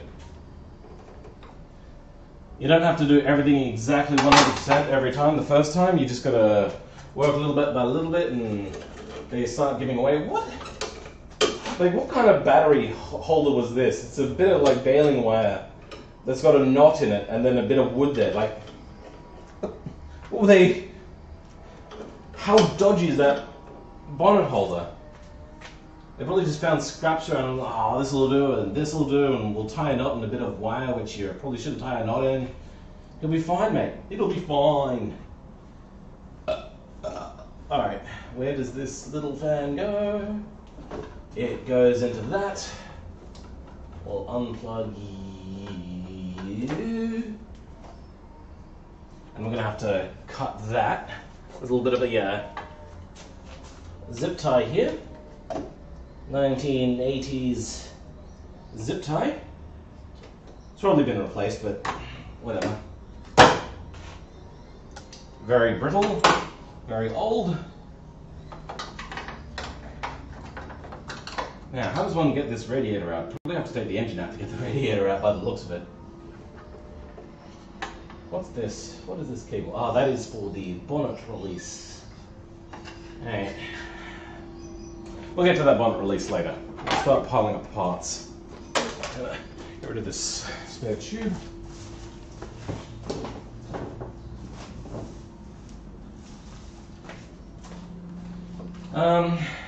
What is this? Oh, it's grass. Yeah, I had this sitting out in the grass for a little bit too long, and grass started growing through the engine.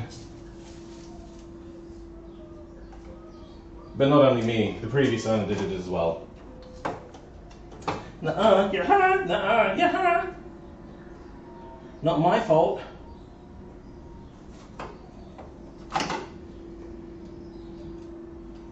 Come on. Oh, there we go.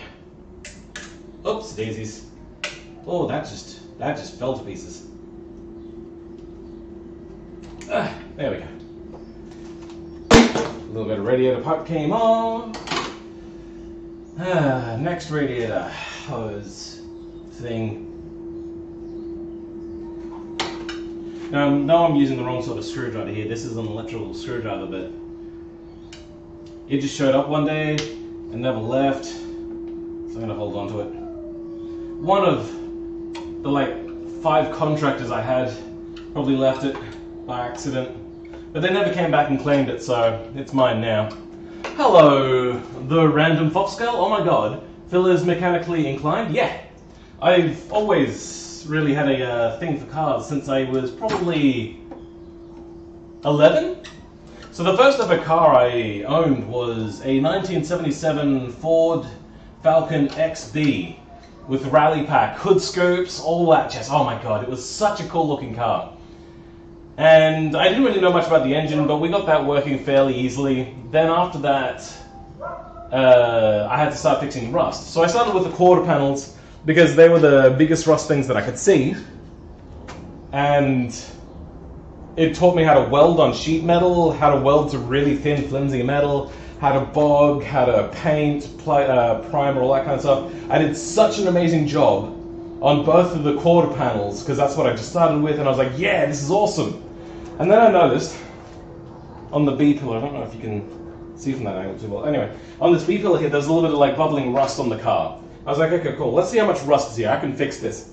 So I started going. There was no B pillar at all. This was all entirely gone. Not a single bit left there. So, dang. I just went, nah, screw it. I'm going to sell it to somebody for whatever they want for it. So I didn't have a car trailer at the time, and renting car trailers is expensive, so I just rented it. I sold it to somebody that wanted it for like $50. I paid $120 for it. It got me into cars, so I didn't really hate it too much. I loved the look of it, and the engine was fairly powerful. But it was going to cost probably $10,000 to $20,000 to fix on my own. So I sold it for $50. What I didn't realize is I'd actually left my dad's really expensive impact wrench in the boot. So that guy came out really, really well on top, and he never told me. And this was actually a guy that I knew. And I'd hung around with him a few times after that, and I'd only found out years later from another friend who hung out with both of us, because he stopped hanging out with both of us. He finally gave the other guy up, and I was like, why did nobody tell me? That was a really expensive tool, and my dad got really shitty at me because I didn't know where I'd put it. I didn't realize I'd put it in the boot of the car because it must have been there for months before I sold it.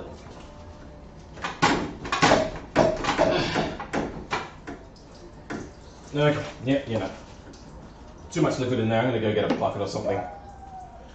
No, actually I can't fit a bucket under there.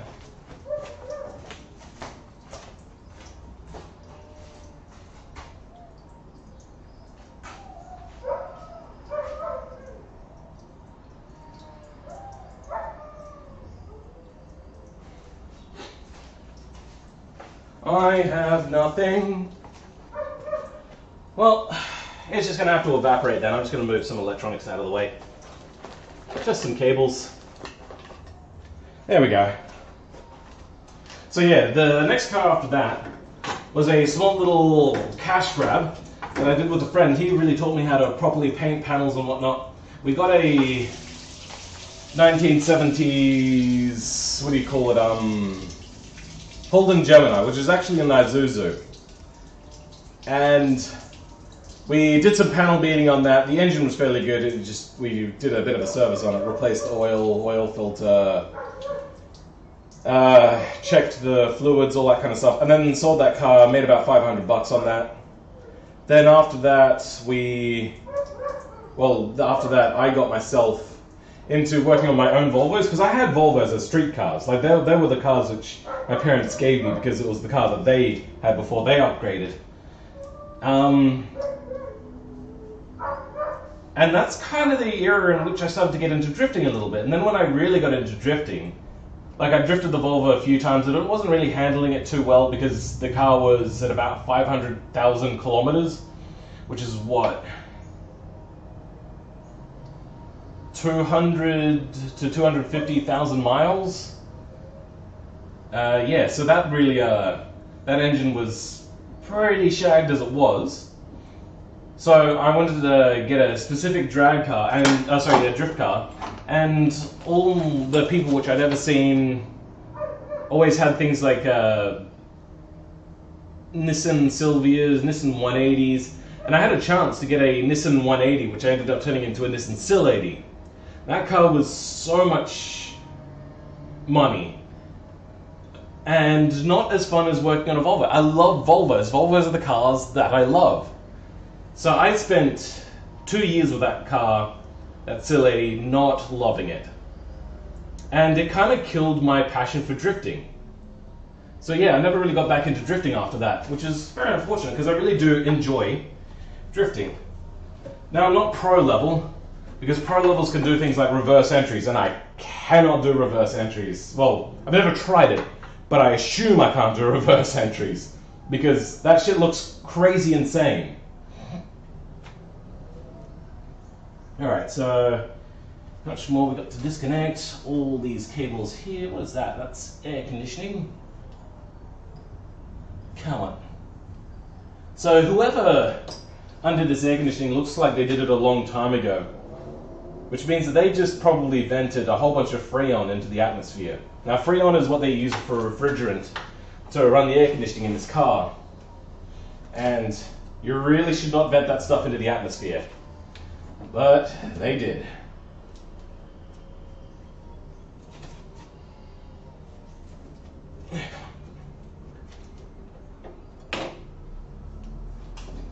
Alright. That battery is going to go in the other car, which I fixed the other day, and go off and be sold. I might take this air mass flow meter out of the way. It doesn't need to be taken out of the way right now, but it will eventually, so I may as well do it now. What size are these? Oh, first try, 13 mil. What an eye I have. You see that? Amazing. Like, I used to be able to 100% of the time always get the size of the socket exactly right. But that was a long time ago. We're talking over a decade ago, and I'm quickly picking up on how fast on how the sizes work again.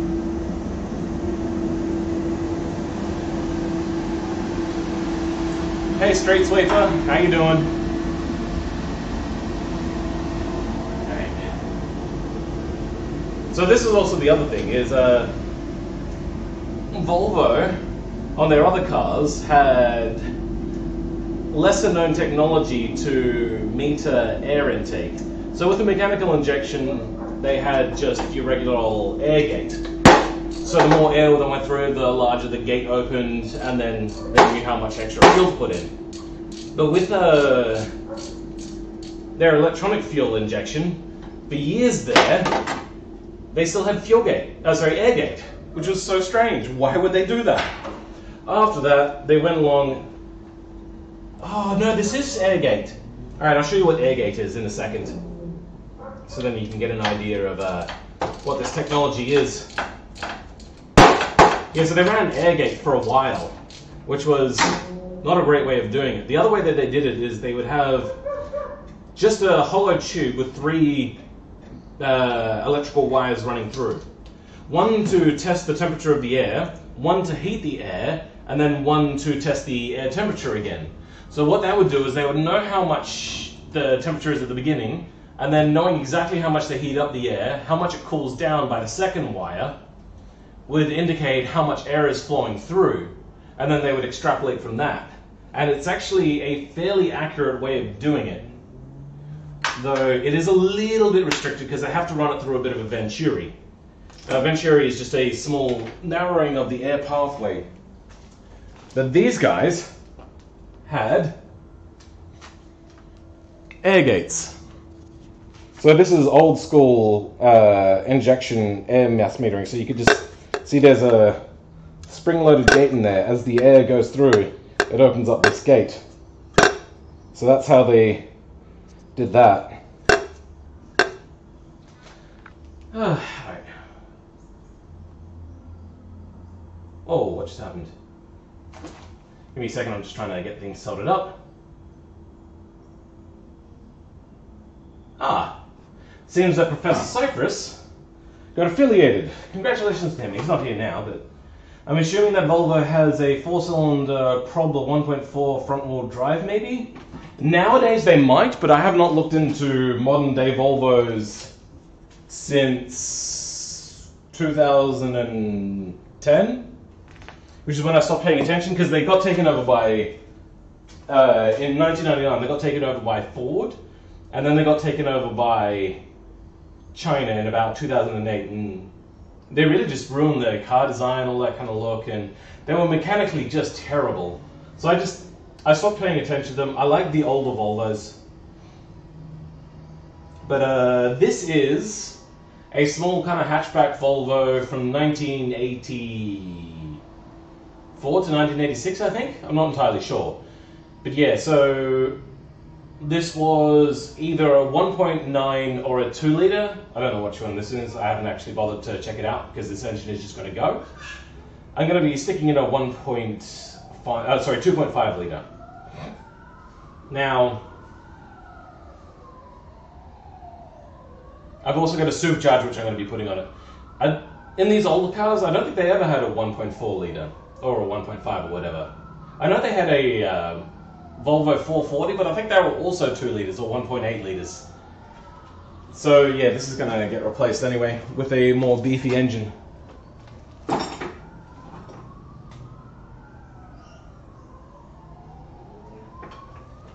Okay.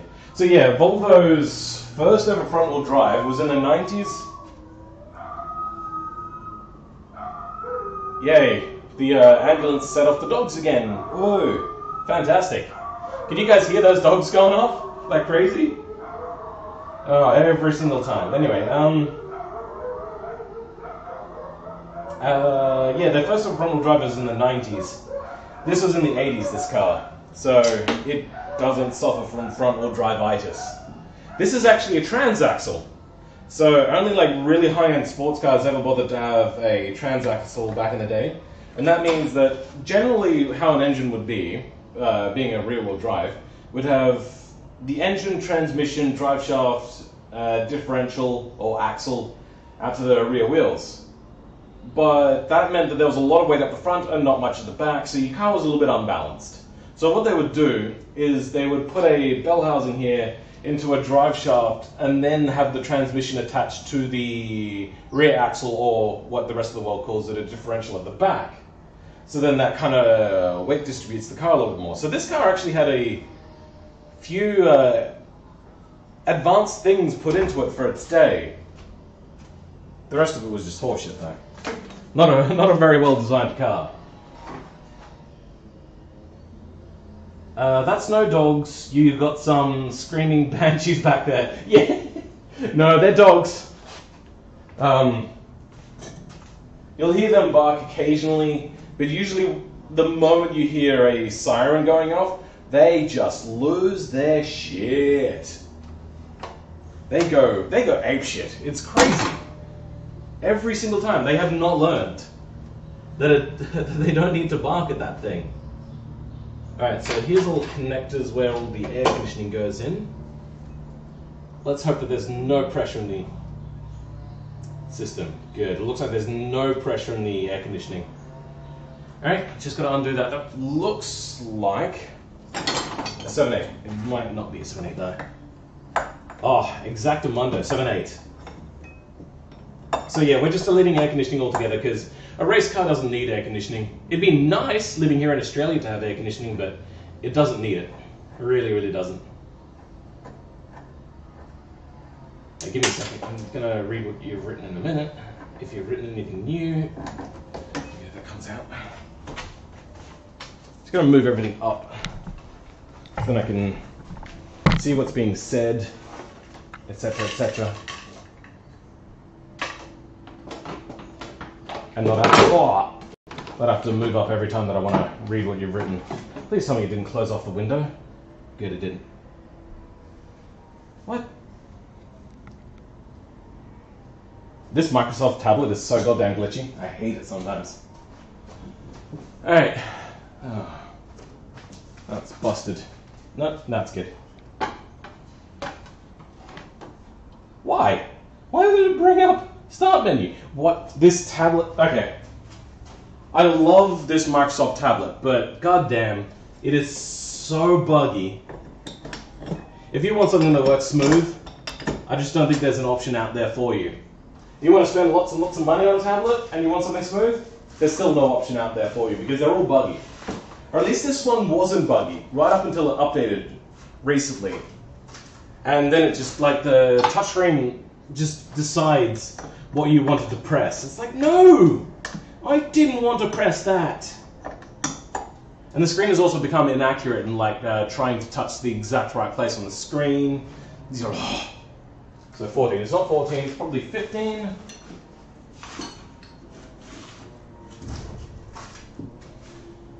And I was wrong. It is 17.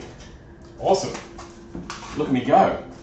I'll go through every spanner in my set before I get the right one. Right after my humble brag about my spanner choosing ability. Okay, so this is 16 mil, but 17 will do because it was actually quite loose already. All I had to do is just crack it a little bit, and then the rest is finger tight.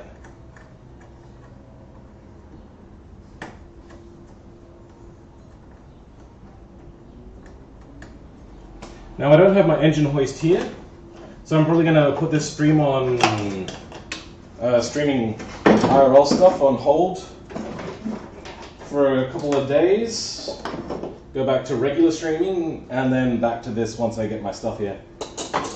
What I'm planning to do today, though, is just get everything unhooked, so then I can just start hoisting it straight out. Then, take out the suspension parts that I need, and I'll take them down to a place to get them looked at to see how much work needs to be done there. The problem is you're using metric? No, the problem is this car was designed in a time in which they were switching between metric and imperial over there in Europe.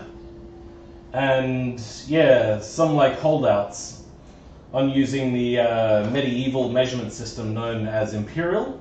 I don't know whether you've heard of imperial. Only like one country in the world still uses imperial. They're a very backwards country though. Very, very backwards.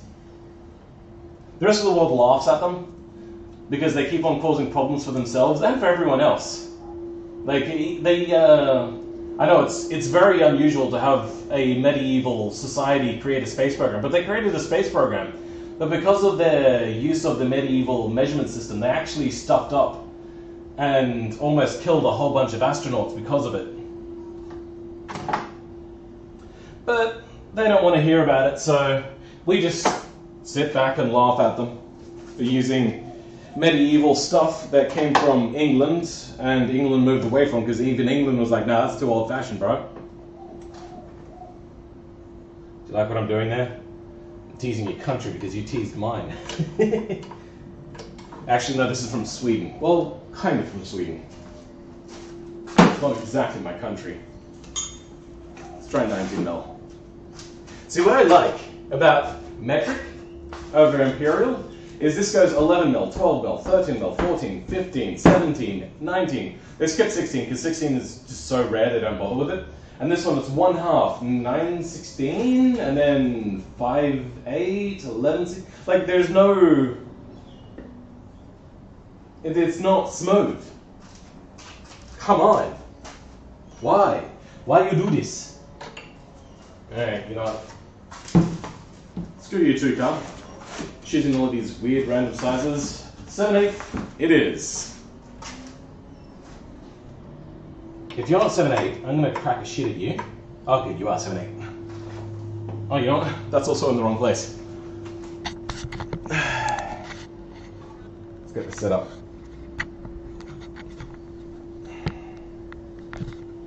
What?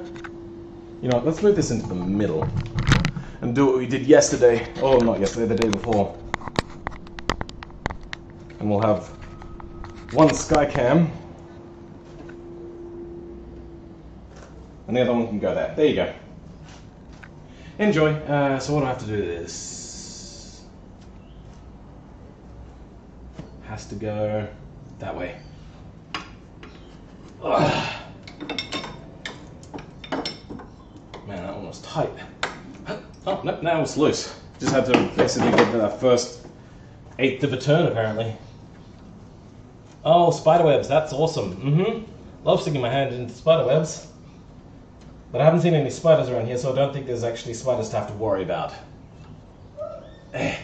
Come on. Ugh. Hooray for air conditioning. Like, I love having air conditioning on cars. I will not ever buy a daily driving car that does not have air conditioning anymore here in Australia because, oh god, it gets so hot. So, I like air conditioning, but working on air conditioning is a real dick. Luckily though, at least this has been invented by somebody else, so I don't have to deal with a whole bunch of Freon in the air. And I know that they moved on from using Freon, but this was probably invented back when they were using Freon. Oh, come on. Don't be like that. Just undo. Oh, be nice to me. Who's your daddy? There we go.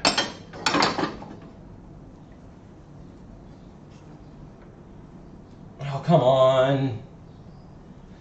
Come on, pod, come on. Come on. Is that loose? Oh, it's almost loose. Now it's just actually holding on there.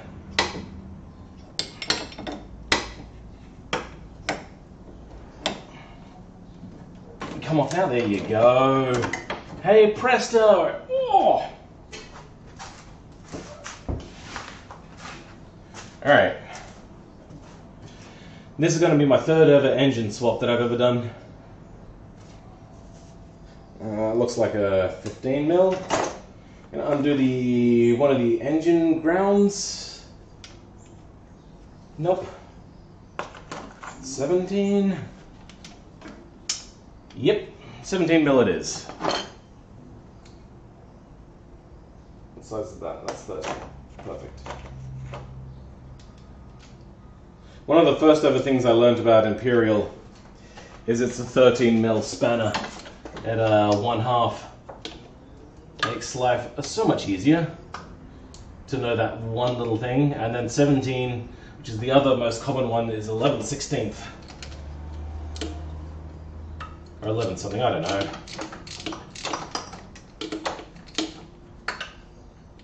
Goddamn Imperial.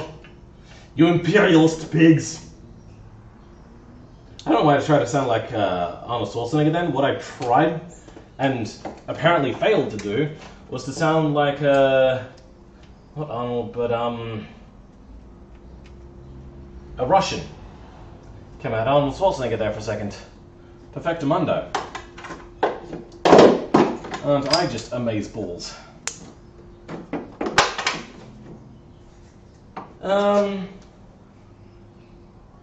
That all looks disconnected, though this fan is going to get in the way as I try to take this engine out because the air conditioner compressor is further out than this fan. I don't know whether you can see that now.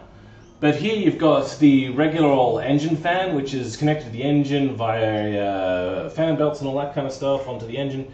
But it's also got this little extra miniature fan here, which I don't know if they needed over there in Europe, where this came from. But here in Australia, they're probably like, you know what, these overheat too much, we need that extra little bit of fan. And this sticks out further than what my air conditioner unit can take, so I'm going to have to take this off somehow. It's weirdly bolted in too. It's got some that go that way and some that go that way. Aye. Engineering, man, engineering. Let's just start by undoing all of them. Yeah, this should do. Oh, these are really loose too. That's good. Now I should also get a bucket for putting spare screw. Okay, well that's not going to work now, is it? Maybe I do have to do the ones that are on the face.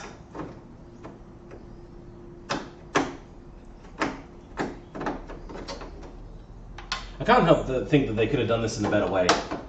So then they wouldn't need this extra little fan here. But whatever. It's almost as if they designed the front end of this engine so then I could fit an intercooler in here. Hey, headphones, how's it going? I thought you were trying to do the Skyline of Skyrim guard voice. Which Skyrim guard voice are you talking about? Misa no understando. I can't think of any guy that sounds like that in Skyrim. That's from a Blue Harvest Family Guy movie. The Star Wars parody. So Bluegill, how long until you go, or have you gone already over to Korea? Have a career in Korea. So what I have to do over the next couple of days is go get my engine hoist, engine lift, bring down the other engine as well at some point, but I won't have to do that right away. Because I'm also going to modify a whole bunch of different things. Go get the front, I'm pretty sure they're called control arms, I'm not sure. I'm going to go replace them, or get them modified, sorry. And then, what comes after that? Yeah, there's not much more to do after that. Alright, there's one last screw. Yeah, so when I get the new engine here, it should have the same kind of engine placement.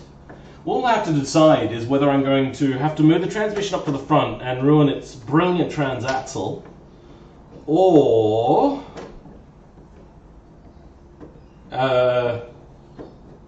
do a doohickey dad. Run the new engine the way that this transmission is run, and have a drive shaft spinning underneath me at full RPM of like 7,000 RPM. There we go. Got the little extra fan out. This is not my biggest fan. Hilarious, I know, right? So funny! Alright. Now I can get that air conditioning unit out. But this shroud for the radiator is also quite big. I might have to remove that. But I think it's fairly good. Huh. Oh. That's interesting. I've seen this before, but I've never seen it in real life. So usually what will happen is there's a cross member under the front of the car, which I'm assuming this has somewhere. And then on top of that goes the bracket to hold an engine mount, so then you could fit any kind of engine in there. And then the engine has its own mount bolted onto it, so then it could fit into any car. And then in between there it's held in by a bush, so the engine fits down on top of that. But this one has a bit coming out from the chassis rail, and then the engine hooks onto it underneath.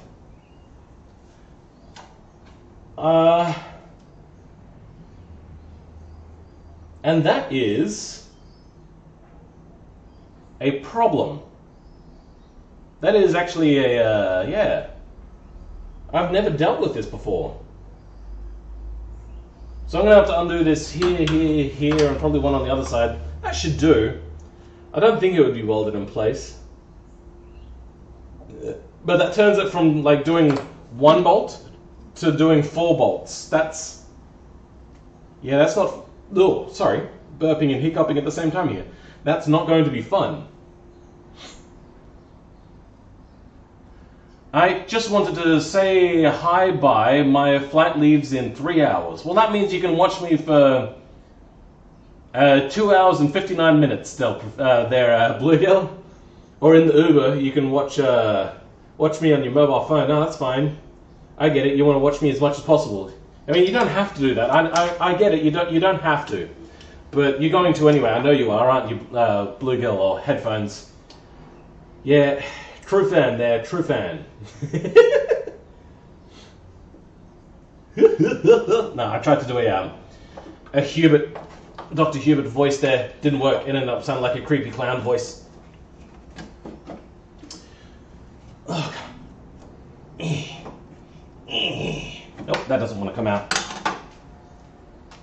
Where is the pliers? Pliers are around here somewhere, but I'm shit out of luck. Oh, that just came out.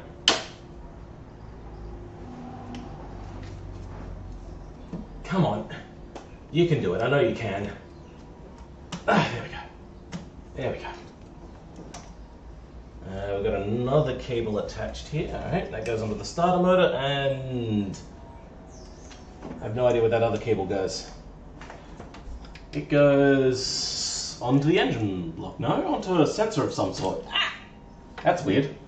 Oh, you know what? It might be an auto switch off. When it reads that it's running properly, it'd switch off, but alright. Good.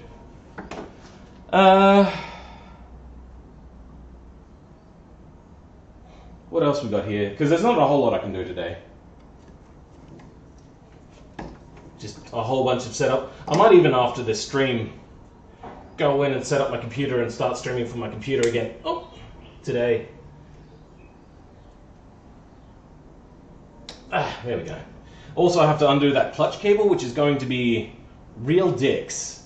And I'll do that one on my own time, because that one's going to spend a lot of time just me fart-assing around. What's this cable for? Nothing. That's disconnected. I'll probably do away with that entirely, actually. Might undo that now, so then it's not in the way, because this is going to be in the way. So this is a fuel overflow system that they had back in the day. How do I undo you? Where's your clip? Oh, there it is. You are probably a 10mm bolt. Let's test you out. 10mm. Ah, 10mm. Fucking love Volvos, bro. Love them so goddamn much. At least old Volvos. I love old Volvos. Let me get that clear. Don't like new Volvos. They make working on cars a goddamn nightmare. I tried working on my mum's Volvo recently, which was an S80T6, which is the very first car ever created under Ford's management, and oh my god, it is a nightmare.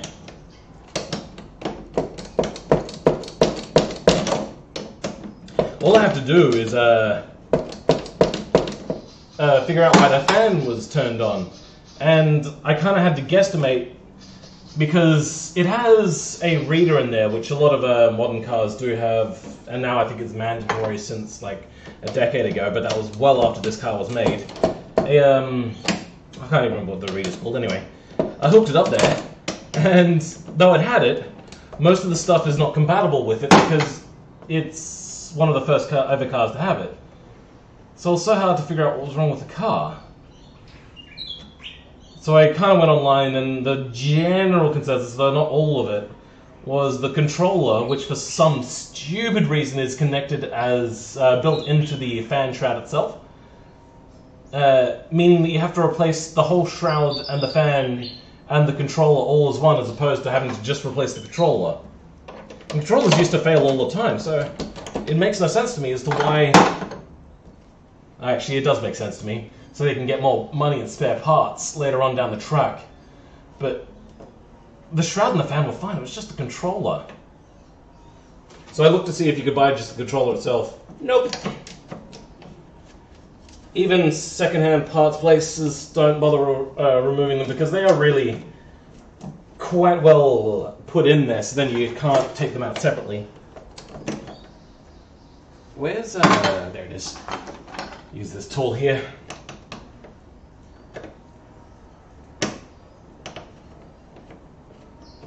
I might also make up myself a bit of a small mount here so then I can have my, you know, the smaller cam there that you're seeing? I'll have that one in a better position.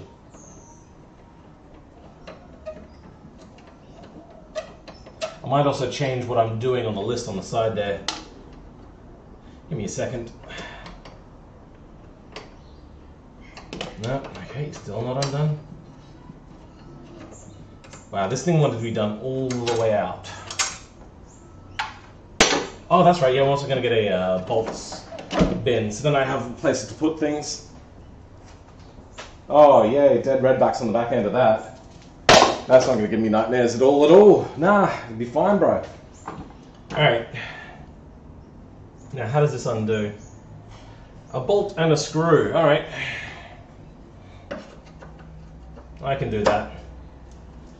But I wouldn't do that. I don't know if you guys will get that reference. That's an Australian pop rock culture reference to a guy. I can't even remember what his name is now. His name's something or other. Who knows? What size are you?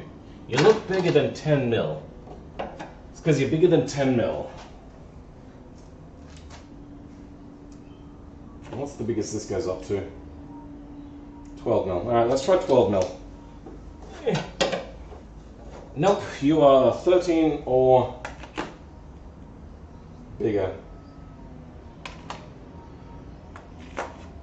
Let's try half. Otherwise I'm going to have to go with the other tool. Oh yes, perfect. But feels like it's got too much tension there, so... doubling up on tools. There we go.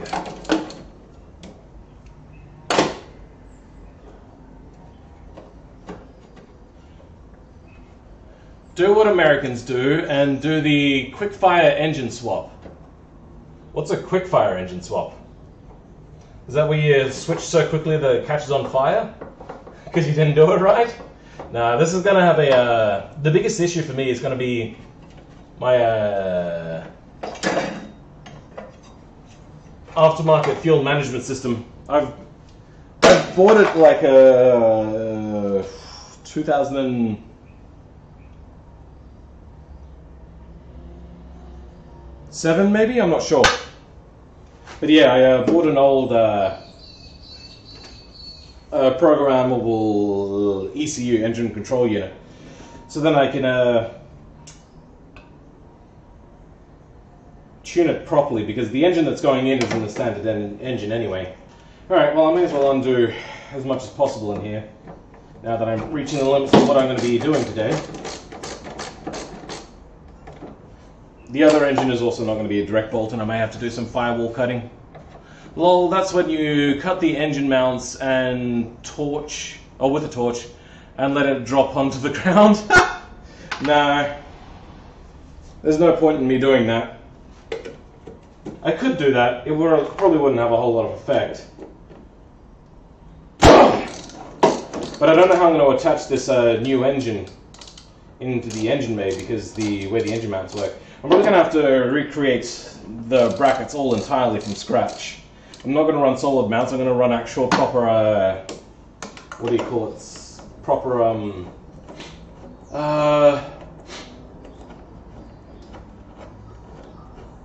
proper rubber or urethane mounts. Urethane mounts are expensive. I don't think it really matters to run urethane mounts. I'm probably just going to end up running old school mounts. Who knows?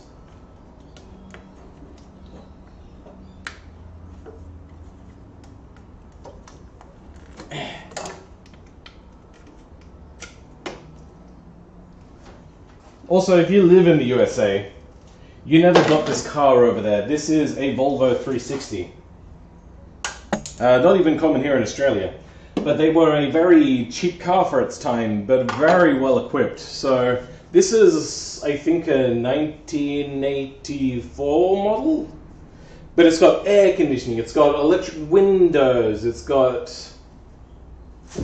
It had a few other options as well. It's got like a full 5-speed with no overdrive system. It's just a straight 5-speed, which was very rare for its time as well. All of these things. Oh, now I can get to the starter motor easily.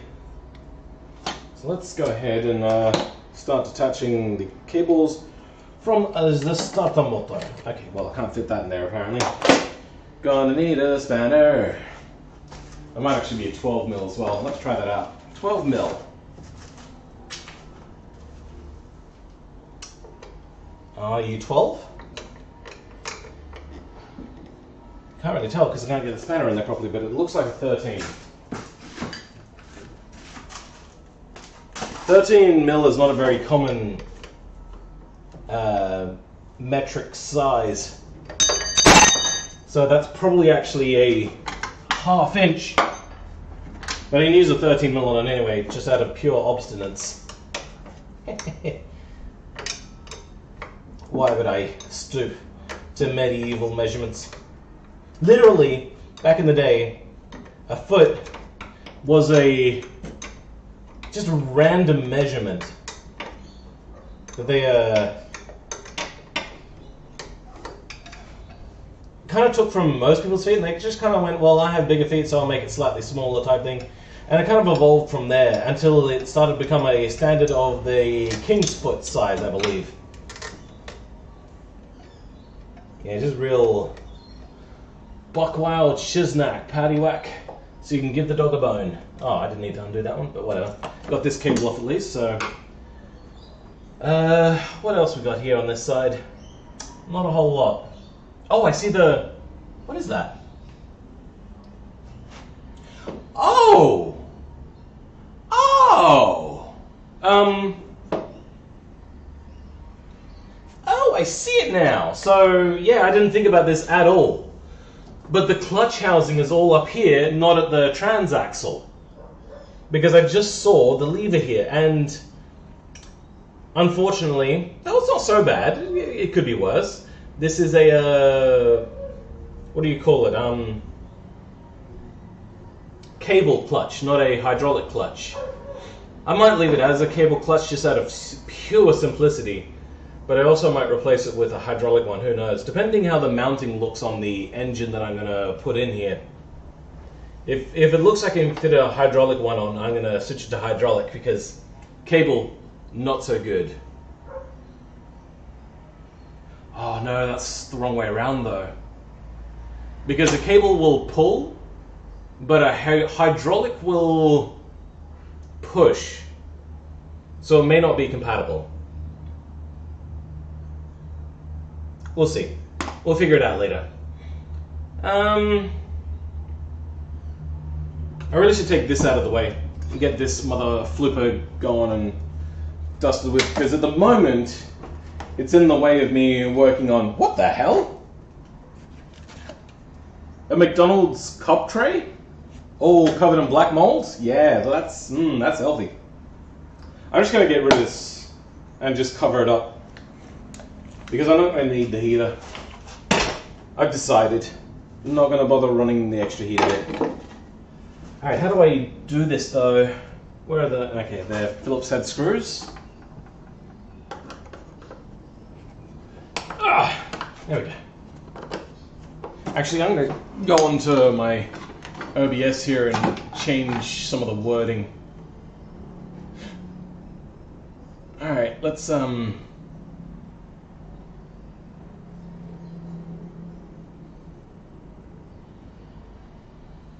there you go.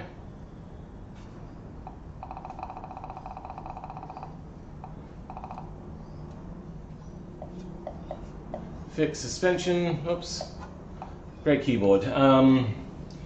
What was the next one?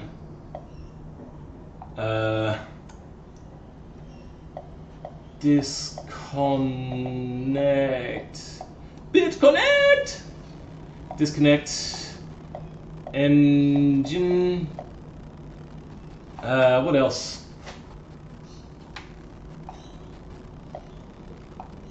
Remove heater. Remove AC. Drift like a mad lad. There we go. Okay.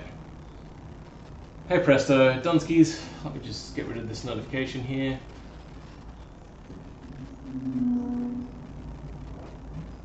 Oh, go away. Don't want to do that. No, there you go. Good. Oops. God damn it. Watch me press all the wrong things because this tablet is so fantastic. There we go. Alright. Whew. I am very unfit.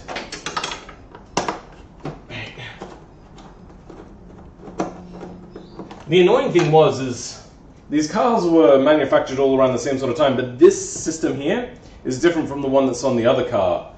So I couldn't take parts from one and stick it on the other. Real dick move by the manufacturers there. Alright, where else do I undo this? Ah. No, I was wrong. There was a thing that fell off of the car that I was driving yesterday when I was test driving the other car that was like this one. And I just saw that part on here, I thought, but it is different. It is different. So I don't know where that part goes on that car. I don't know how to... I don't see anything else on here.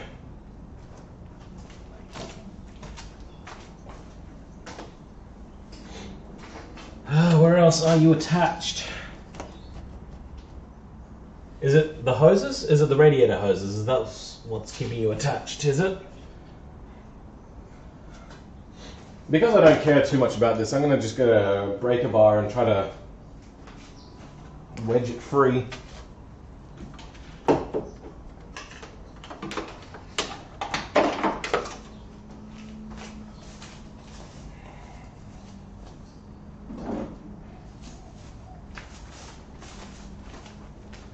Alright, let's try this.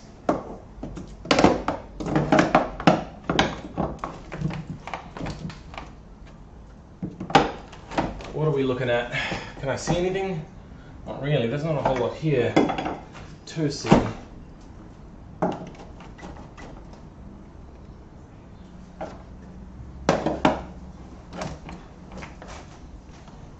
Where are you still attached? Oh, I see. There's a little bolt down there. Alright. Right down inside there. What size are you, bro? You are probably a 10 mil.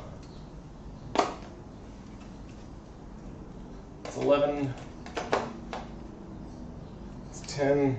Oh, wrong one. That's 10 mil.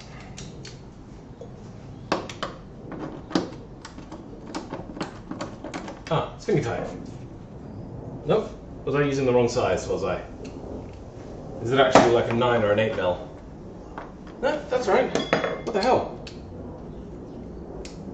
God damn it, Kenny. Word breaker bar, that's universal language if I've ever heard it. So it's not actually a breaker bar. A breaker bar is what you use to undo tricky nuts or bolts with. It's to break the seal because they get a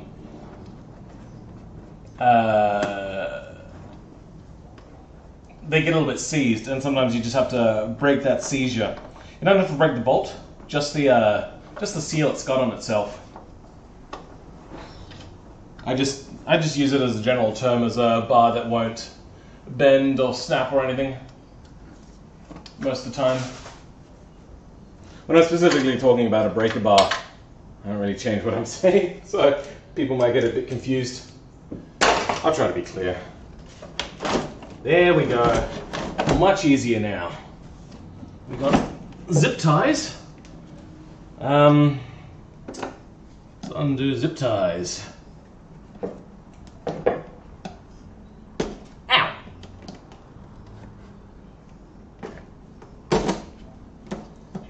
You just want to be a bitch, don't you?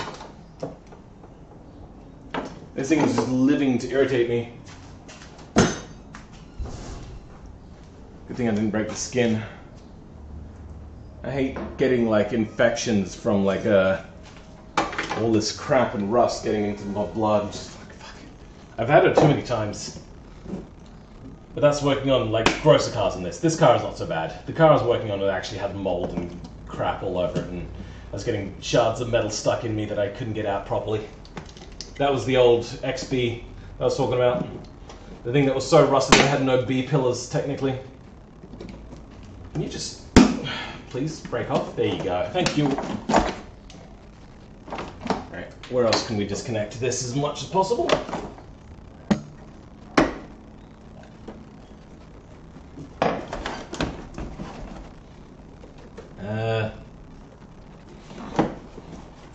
It's got some cables running in there, but I don't know what they are. I know what they are. They're disposable. Come on.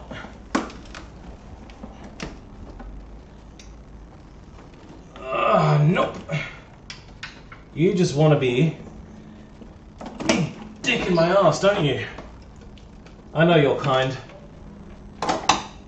You just want to see the world burn, don't you? Alright. Do I have better cutters? Yes, I do. Yes, I do, yes, I do, yes, I do.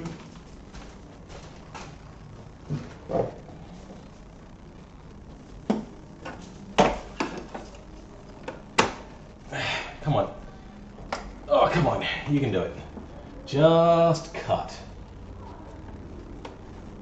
Oh, nope. This cable does not want to cut. Alright, let's see what my other options are then. I could disconnect that somehow. I don't know how that...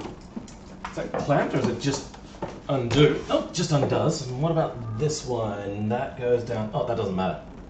So just undo this then. There we go. That cable is undone. Oh, that's hurting my back, pulling at such a weird angle. Oh.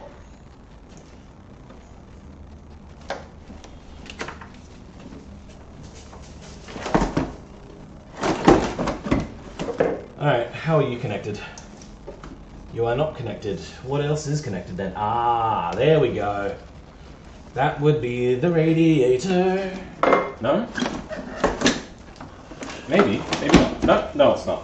There we go. That is... I have no idea what this is meant to be. In there it's got a radiator of some sort, but it's also got a radiator there. And that one has the... Oh, okay, so this is the air conditioning unit. That's what it is. Alright, fair enough. Ah, it's got a temperature coil on it too. Very shabbily put together. You probably won't ever be able to see that very properly, but that is dodgy. Yeah, there's just no other way of saying that's just dodgy. If you guys are interested in how air conditioning works, I can give you a quick rundown.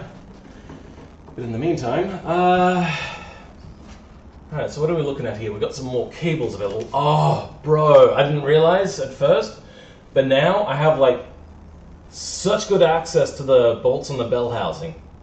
So the bell housing is the part that goes at the back of the engine, which usually connects to a transmission, but this just connects to a drive shaft container. But it's housing the doodad. Doodad, doodad, doodad, doodad, doodad, doodad, doodad. Clutch. There's so much stuff in here I could just get rid of easily. Windshield wiper motor, now we'll keep that on. Alright, so I'm going to have to put covers over these, at least. I'm not going to bother putting that AC unit back in because it's just taking up engine bay space. I don't understand why they didn't put it inside the area inside, like every other car manufacturer. Maybe because air conditioning was fairly new and they needed it to be out here so then mechanics could work on it easier than having to go into the engine bay. That might be it. Who knows? But oh, got so much room in here now. Look at this. I'm just trying to find where everything is connected. So we got this pipe can go completely away. This pipe is connected to nothing. This pipe is connected to the knee bone. What is that? Is that brake line? No. What is that? What the hell? What is this hose? It goes into the engine bay, whatever it is. And it comes down here. It goes past the brake into what? What the hell? What is that? I have been bamboozled. What?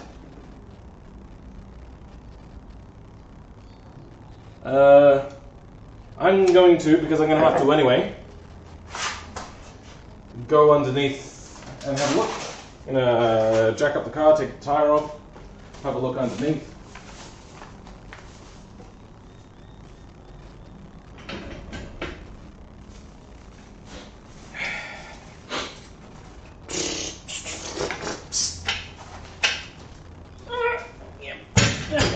Alright, where is the tire iron? The tire ironry. Irony.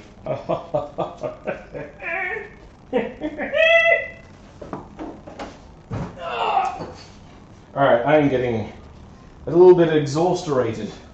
I'm so exhausted. Alright. Yeah.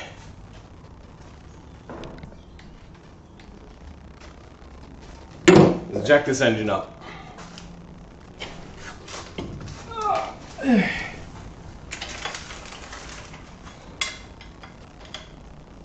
Wow, there's a massive delay in my stream.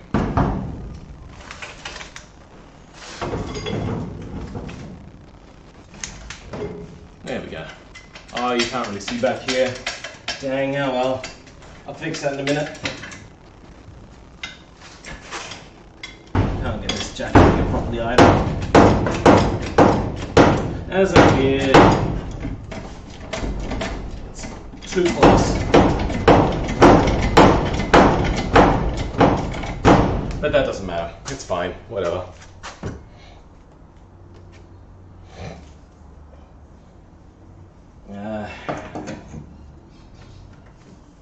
Loosen the nuts off. Dogs go wacko for a schmacko. Lift the rest of the way up. Okay. Now, if you don't know, the reason why I did it that way is you just want to crack the nuts before you get the wheel up the entire way, so then you don't have to deal with the wheel wanting to spin with the nuts. And I'm also going to have to buy more wheel nuts. Holy crap! This thing has so much balancing put on it. This has 1, 2, 3, 4, 5, 60 grams. That is a lot of weight that they had to put on one side. Or at least maybe they didn't have bigger weights, so they just stuck a lot of smaller weights. But I've never seen such a large weight strip before to balance a wheel out. Huh. Odd. Very odd.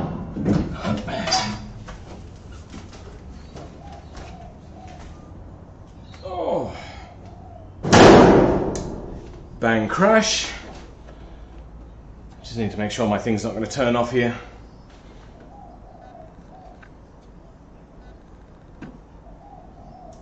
Cool, alright. Downs daisies. Now, where does this line go? What the hell? Oh! So I figured it out. Very, very strange.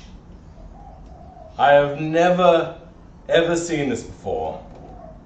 Is that real? That's real. Okay. Huh. That cable runs all the way down to the center of the hub here. It's actually where it gathers the speed from. Huh. I would have not guessed that in a million years. That is so strange. Has this got a cross member on it? It does have a cross member. So there is a cross member under here. So I don't know why they've got it mounted the way that they do.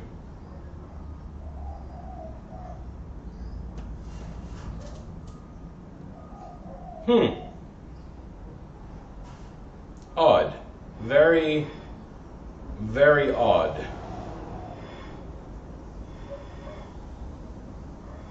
Oh, you know what? Volvo also had another model like this one called the 340. And that one might have had a smaller engine in it, but I'm pretty sure it was also rear-wheel drive, not a 1.4 front-wheel drive. Not sure. This is a 360. Okay.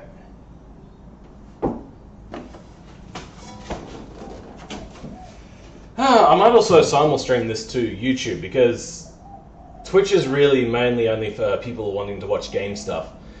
And I've seen that YouTube gets a lot more viewers for other types of video content, so I might simul-stream this to both. It didn't work out so well last time, but we'll give it a try. We'll see how that works out. Still have to disconnect this somehow.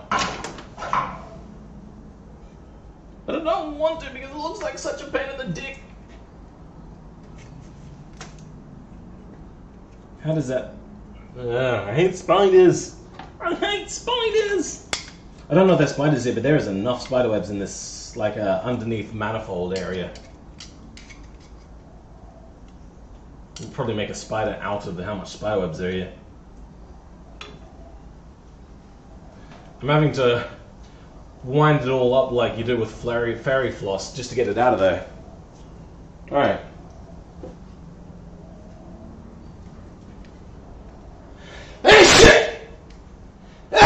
Woo! Bless me.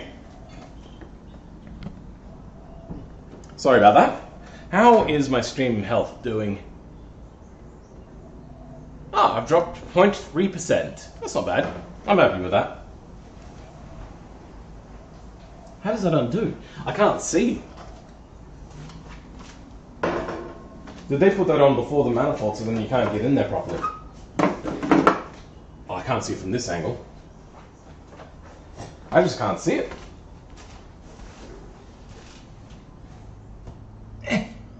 Where? Where, oh, where could my baby be?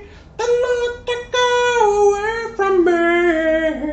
And she's gone to heaven, so I got to be good. So I can see my baby when I leave this world. Oh, where could my baby be? That is such a sad song, though. If you ever properly listen to the lyrics, it's all about him like getting into a car accident or something like that. And this girl dies, and he's guilt-stricken and all that kind of stuff. And he's talking about having to change his life so then he can be good, so then he can go to her. It's pretty sad. Yeah, it was something. Something got out in front of the car or something? I don't know, it's been a while since I've heard the full song. You know, I'm gonna play it.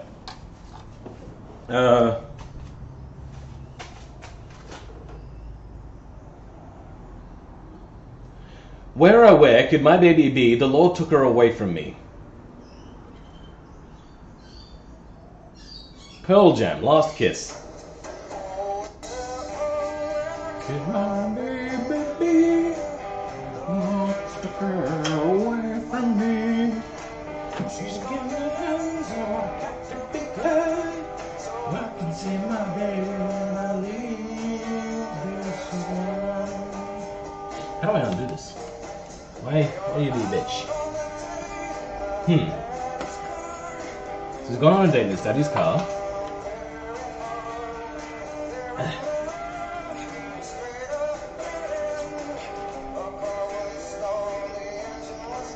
Oh, okay. Car broken down. Swerves.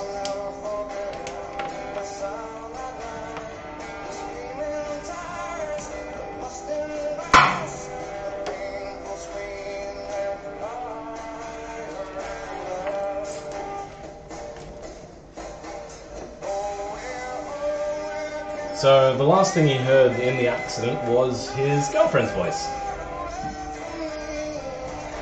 That's very harsh. It wasn't even his fault, apparently.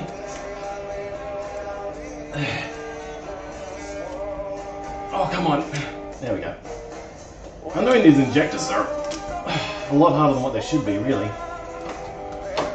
I suppose they have to be shake-proof, so that they don't shake loose. Fair enough.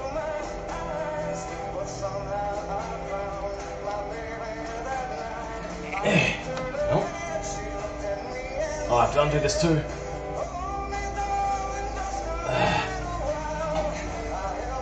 Oh, she's not dead yet. Gave her the kiss of death.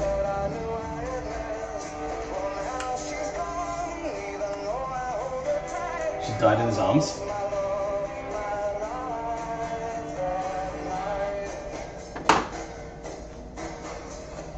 Where, oh, where could my baby be? The Lord took her away from me. She's gone to heaven, so I got to be good. So I can take my baby when I leave this world.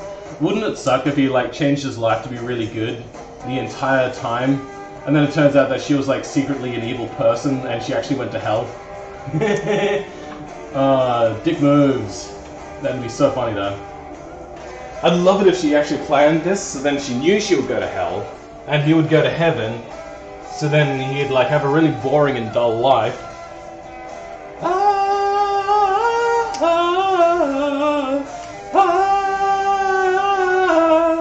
And she'd go to hell automatically then, because suicide is an automatic hell pass or something like that, I'm not sure.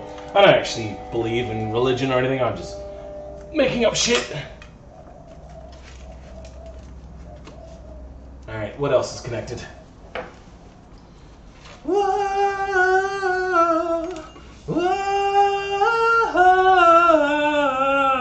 she's got a heaven, so I got to be good, so I can see my baby when I leave this way. Oh, where could my baby be? The Lord took her away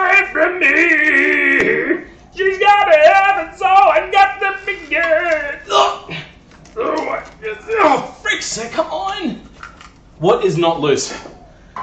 Why you be a bag of dick?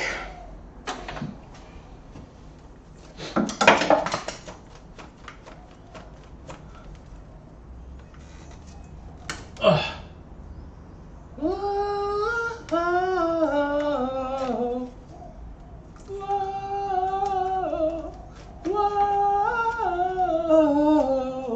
It's as if there's something else connected. What is it? Wait, what? What is that? Is that a hose or a cable? You know, I'm gonna pull one by one through here.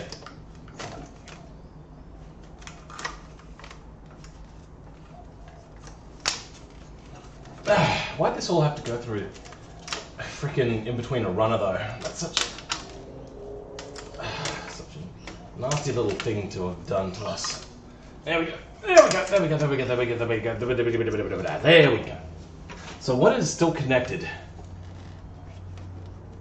Something is right there. I can't tell what it is though. I can't see what it is either. Oh, it disconnected, whatever it is. Okay, well I broke the pins on it. That's fine. Not that I'm using this engine ever again. And got some cables from here that are attached. Got this cable, which for some reason wraps around the longest way. They could have saved a whole lot of time and a whole lot of money on cabling just by running this in a different area. That is hurting my fingers.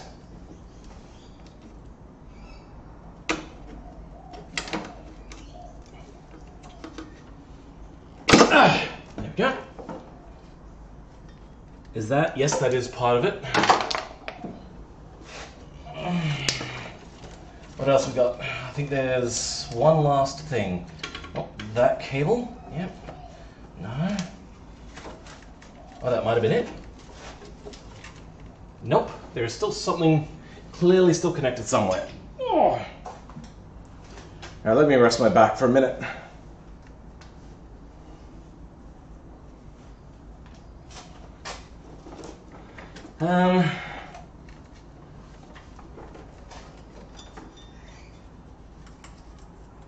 Huh. What the hell is that? I feel something here, but I don't think it's what I'm looking for, but that is weird. I'll figure it out what it is when the harness comes out. Oh, you know what? It might have actually just been solid and not wanting to come out. Oh no, there it is. I see it now. How do I get to you? It's impossible to get to you. How do I get to that? There is a plug smack center. I don't know how it's connected though.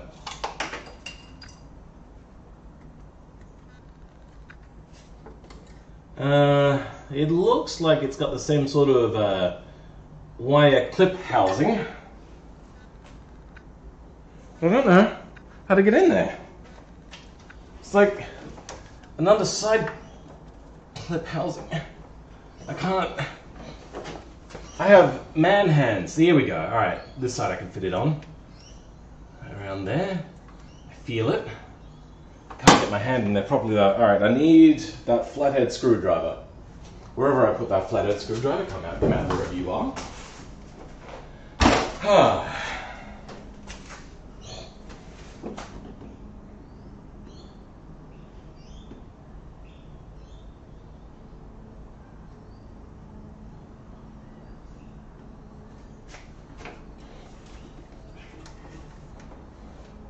Oh, come on.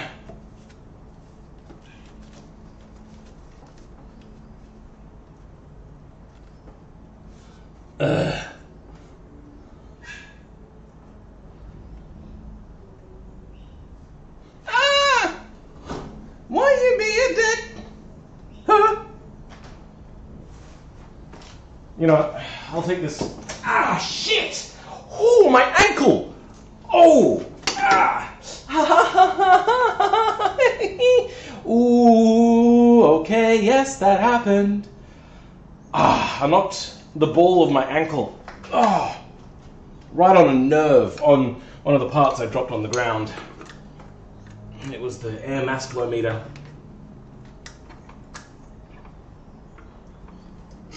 You know, I don't like this switch. I'm just gonna break it. Fuck you.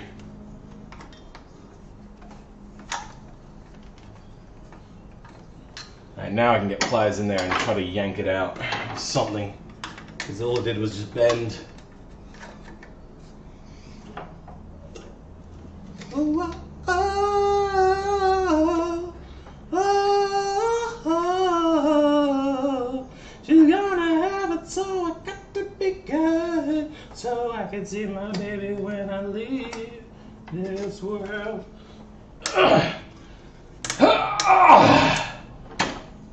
Whoa, whoa,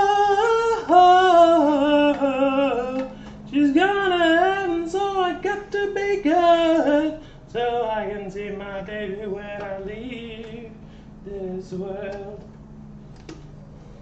Woo, woo. I've broken the plug now, so it should come off without any problem. Where, oh, where is my optimism? It's going away because this plug's a bitch. There we go. Oh, harness, what were you? You were just... Yep, just a pain in the dick balls. That's what you were.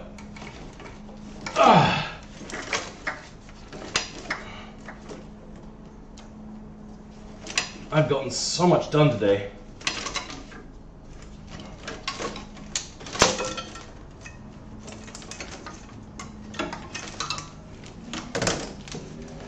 Whew, okay.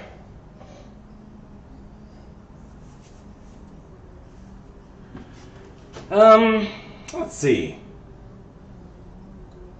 Still, now I should be able to get to this just a smidgen bit easier. What are we looking at here?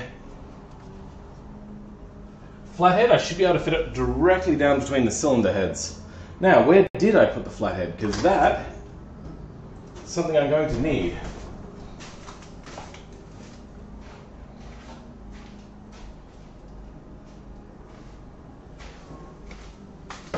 So I can see my baby when I leave this world. Woo,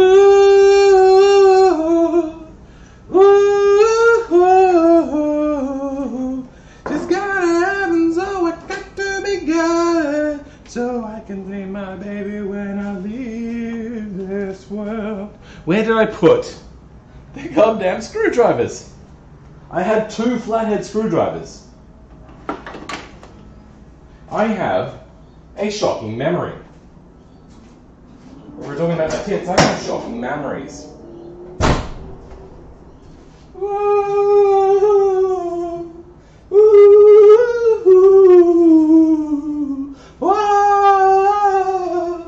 whoa, whoa.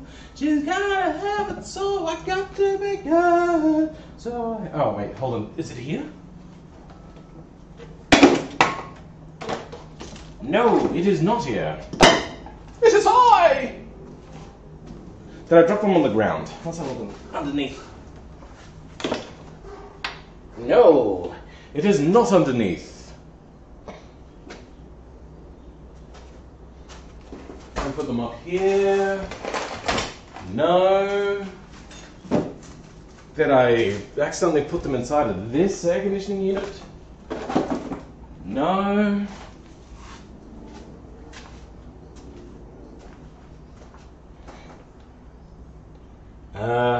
Let's see.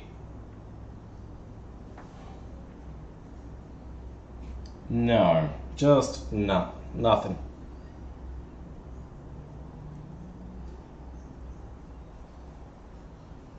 I need a flathead screwdriver, and I've lost both of them.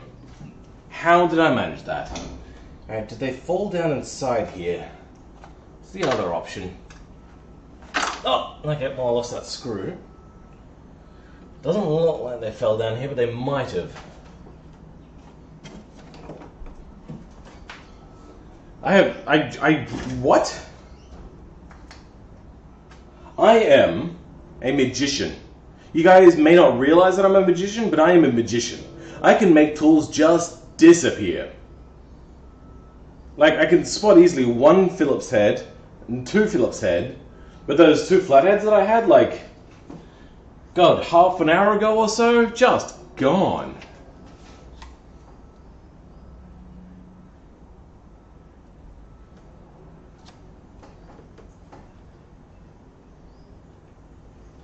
I'm almost considering watching my stream back so then I can just figure out where I put these things. Oh, what have I done? What have I done? What have I done? What have I done? What do I do? What do I do? What do I do? What do I do? What do I do? What the heck? What the heck? What do heck? Oh, I found one.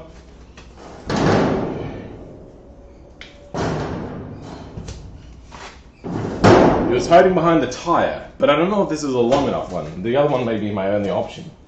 So now, my only real way to get a proper angle on this is going from around here. Oh, you know what? It is the exact length. It could be like 1 or 2 millimeters shorter, but it just fits. Oh, you know what? This also takes a socket. Forgot about that. But it takes 8mm probably, and I don't have my 8mm on me at the moment. I have to figure out what that is in Imperial. You Imperial pigs. God damn it, I tried to be Russian again. Didn't work. Yeah, I'm gonna have to use a socket on that. Let's try to figure out what the Imperial is. Apparently today, my Russian accent wants to be Arnold Schwarzenegger's accent. Let's try you. Yumi.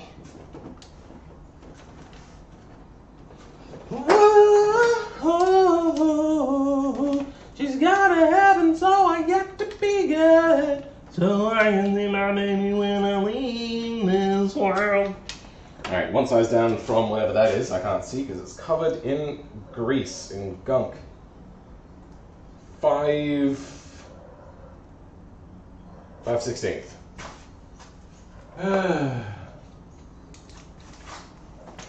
This one is 932.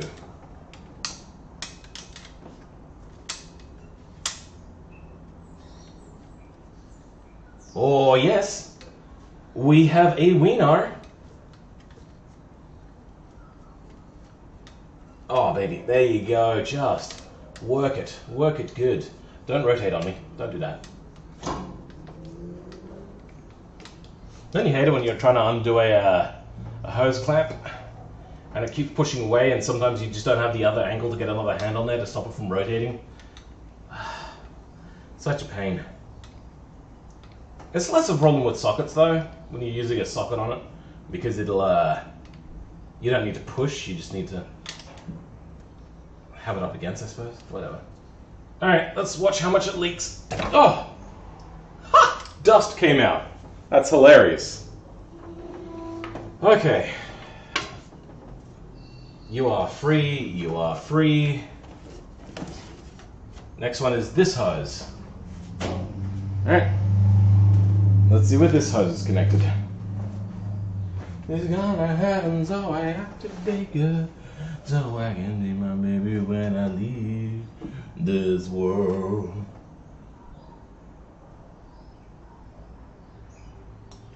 Dicketry. Absolute dicketry. So here it switches from a I'm going to say rubber hose to a metal hose and then straight into the water pump, correct? I believe so. There is no other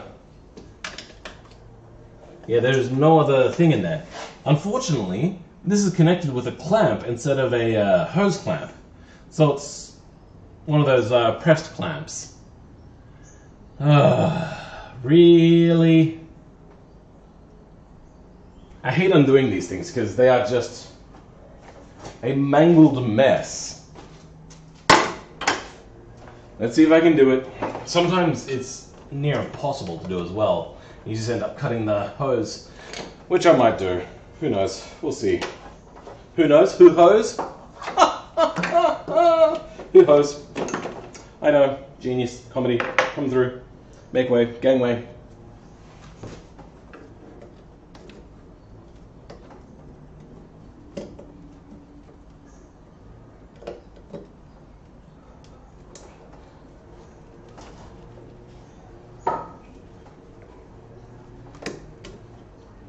Come on. This is wrecking my pliers. But oh well. I can always buy new pliers.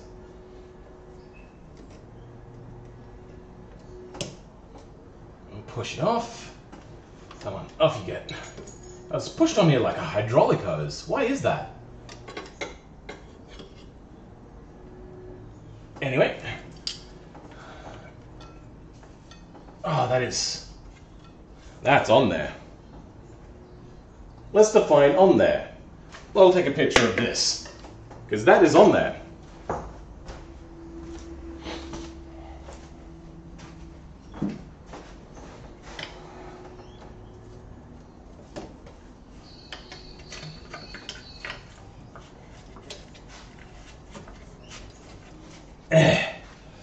Come on, come loose.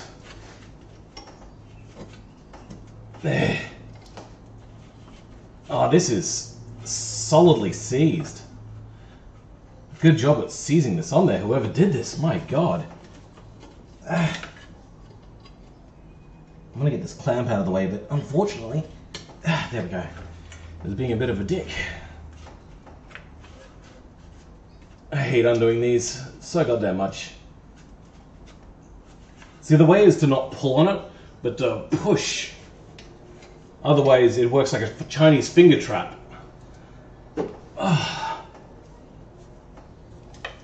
Oh, there we go. It's loose at least now. But it doesn't want to come undone. God damn it. Let's get those needle nose again. There's a little bit of a trick I learnt on my own a while ago. You get that in front of the hose. You kind of clamp around it, and then you lever. Just like an ex-wife you don't want to be around, you just lever.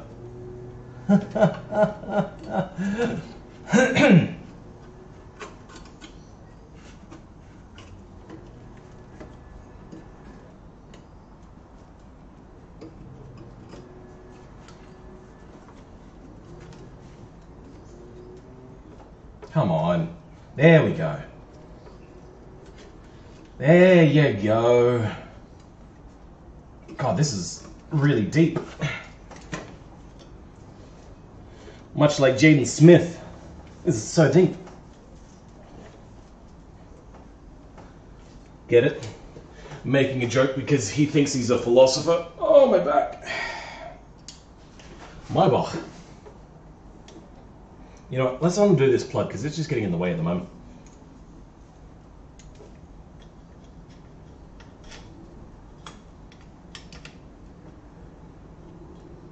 Wow, that does not want to come out. Oh, is it screwed in place? Ah, okay, I need to unbolt it to get it out of the way. Well, I'll do that in a minute. There we go. Oh, there goes the rust. Yep, that time it actually cut my skin. Awesome. I was doing so well. And it's bleeding too. Covered in blood, grease, oil, coal. Out! Yeah, I can't let Pugsley in here, otherwise he shits everywhere.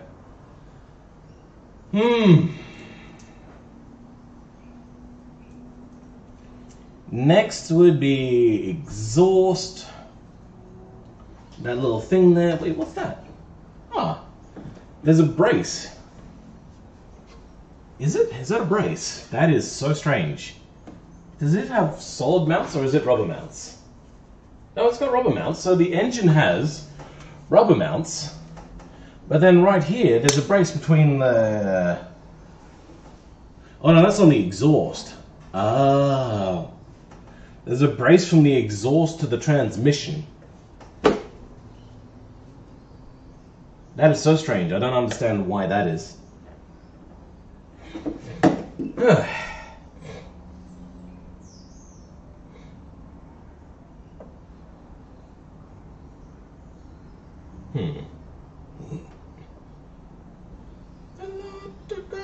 Away from me. She's gone to heaven, so I got to be good, so I can see my baby when I leave this world. Ooh, ooh, ooh,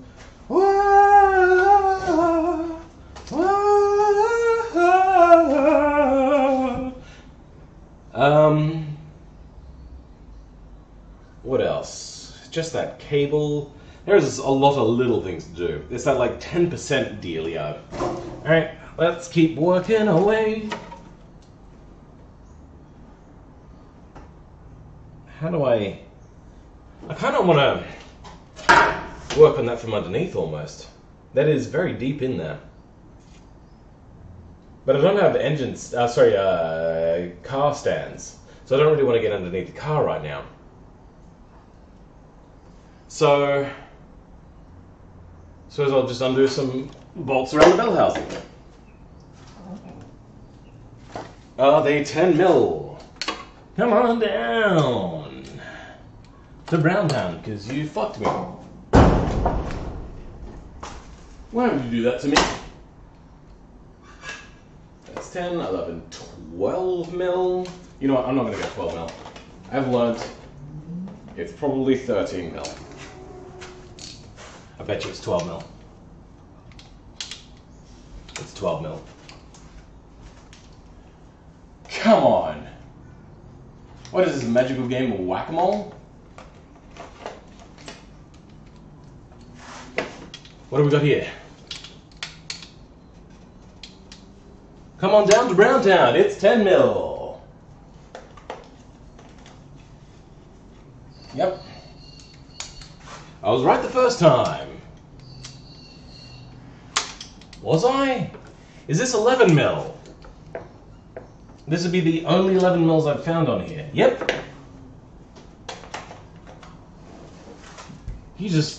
You're laughing at me all the way to the bank. It's 11 mil. God damn it.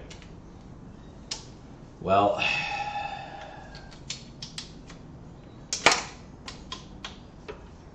Okay. Apparently all I needed to do was crack it. Bop it. Push it. Twist it. Fuck it.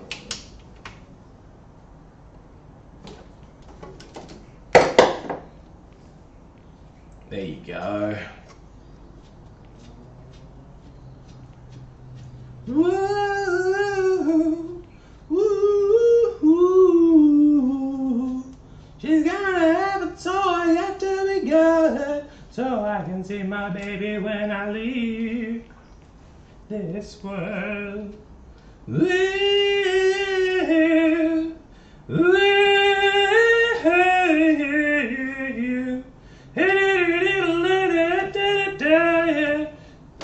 Alright, there you go. You know what, actually I'm going to stick those back in, because I may be reusing this bell housing. And if I reuse the bell housing, I'm going to need that. That rusty metal water is getting into my cut. Alright, I'm going to have to go get a tetanus shot after this, I think. You know, just to be on the safe side. It's probably been a long time since I've had a tetanus shot. A little too long, probably. Alright. Do I start bell housing now, or do I do bell housing later? I don't actually know what the entire bell housing looks like. I should probably get underneath the car at some point. So, next stream I'll have my engine mounts here. Not engine mounts, jack stands for the car. And I'll get underneath and I'll have a proper look. I may even set my phone up as a remote webcam. You guys can see what that looks like. Strap it to my head or something so you can see what I see. Do you see what I see? Do you see what I see? Yes, I do, because you got a remote webcam with a tail as big as the sea. With a tail as big as the sea. Do you pee where I pee? Do you pee where I pee? No, because I pee on a wall at the game that I am at. I pee on your flat.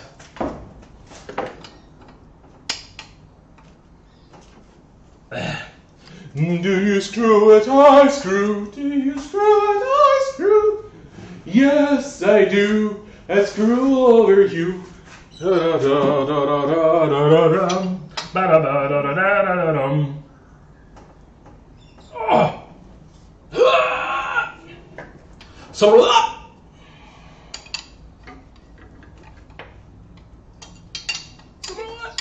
there we go. It does go on there. All right. Let's go get the other big one and crack a fat one. Oh, sorry, crack a nut. I mean, crack a bolt. I'll get it right. Don't worry about it. Don't worry, Dad. It might be easier to take it off as an entire bell housing, but I'm going to have to undo this anyway, so I may as well get started at least. Get it a little bit loose. You know, show it a good time, take it out dancing, make it loosen up a little bit. Yeah, you get the idea. Do you pee where I pee? Do you pee where I pee? IP address is what's used to find your computer. To find your computer. Oh. See that crack? That is where the breaker bar got its name from, because it sounds like you're breaking something. But it's not, you're just cracking the seized nature of the bolts.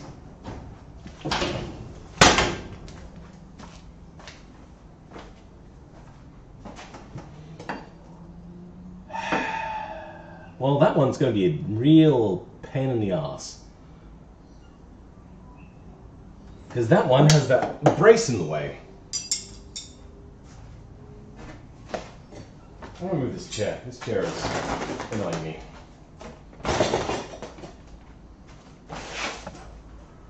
Do you see what I see? Do you see what I see? The star, a star, dancing in the wind with a tail as big as the sea. Oh, with a tail as big as the sea. Huh. Alright, what do I do? What do I do? What the heck?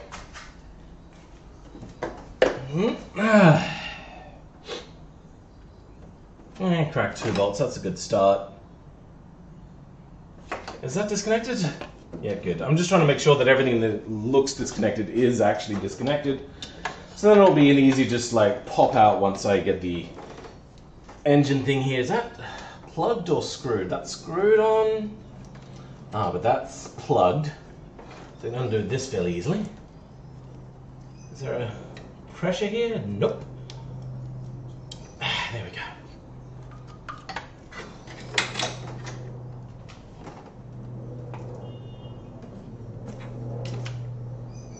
Can I get rid of this now? Is this completely disconnected from everything? Do you see what I see? Do you see what I see? A star, dancing in the wind with a tail as big as my wing. With a tail as big as my wing. Alright, so it's got a hose coming through here that's connected to nothing. Nothing at all. And it's not going to come out. So that's going to sit there for a while. Oh wait, no, that's the wrong one. Smaller one. Well, that grommet is stuck properly. They'll come out with a radiator. It'll be fine. Because that radiator is going to have to be replaced. Because that radiator is not good.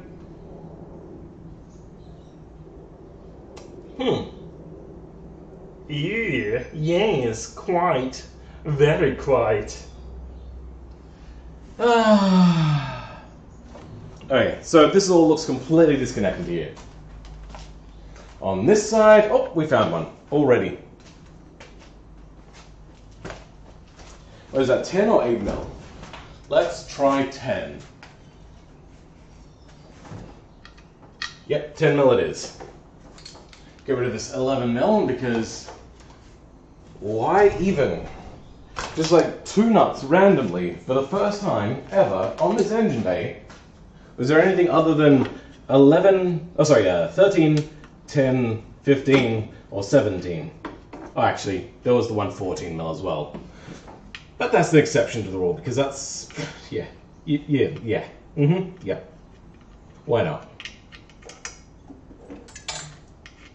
Now, the question is where do I undo the exhaust? I could undo it at the manifold, which wouldn't be overly difficult, but then I'd have to remove it even more anyway. Or undo it at the join there, which looks difficult, and probably is. You know what, I'm probably just going to undo it here from the engine. So I'm going to undo this exhaust manifold now. Now it looks like a 17, but it might be a 15. Let's try it out. Here we have 17, and here we have 14. Whatever, let's try them out. See how this goes.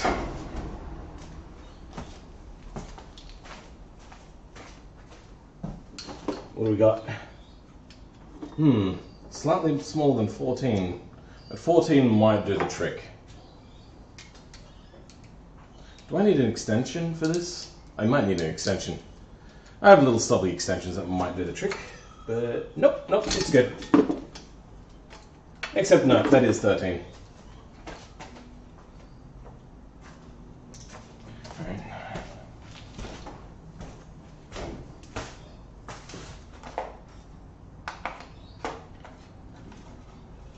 $13mm. You know what, I'm going to grab the stubby extension, just in case. I get the feeling that not all of them are going to be quite so simple.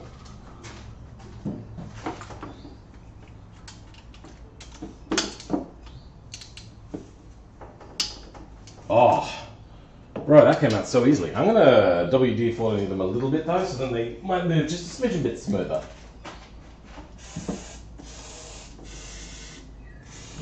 Probably not going to help much. But I think I'm going to need some help with some of these.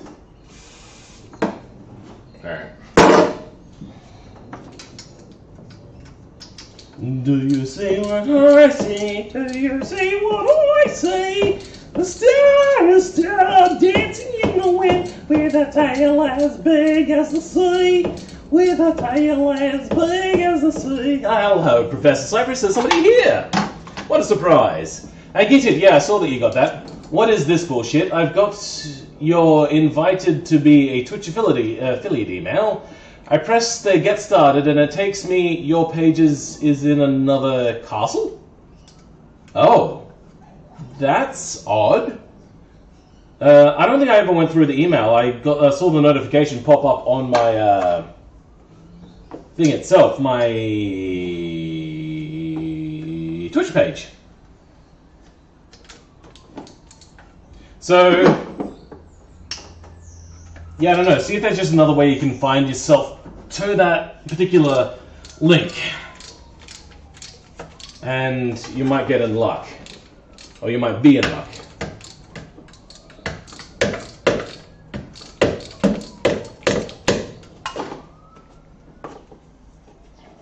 I don't remember what I went through. But, I think it's clear to me that I can't hold an audience. There we go. Is there a washer on that one? Nope. Oh, you know, that's meant to be used to lift the engine up. Oh well, bad luck. I'll just find somewhere else to attach it instead. It's going to be easier to undo the exhaust from this angle anyway.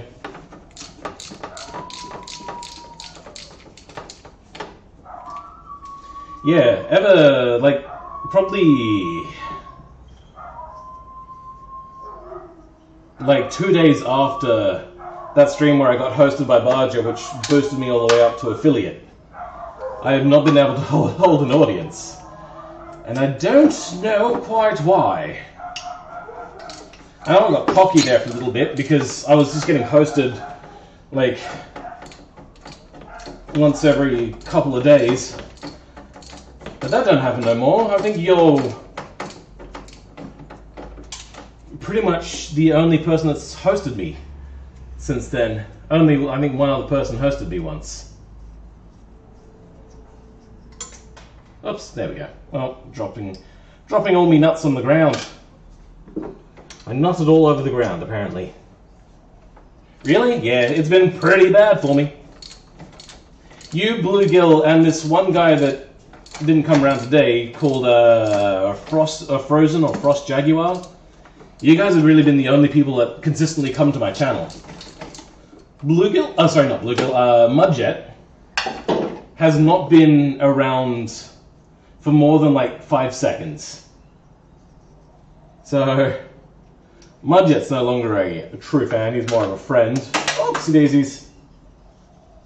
Even with his new and upgraded internets. I was going to say interwebs and oh, a spider. It come along. It's up down beside her. Gotcha.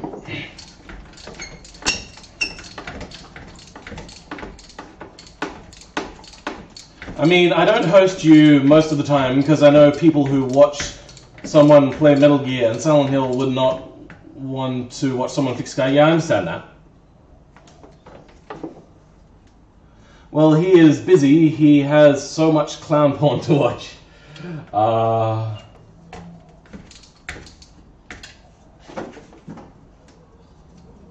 One might think that he might be getting a bit bored of that joke, Professor. Come on. There's a washer on here and it's going to come off, I swear. No, screw it. The washer can just fall onto the ground. I don't care anymore.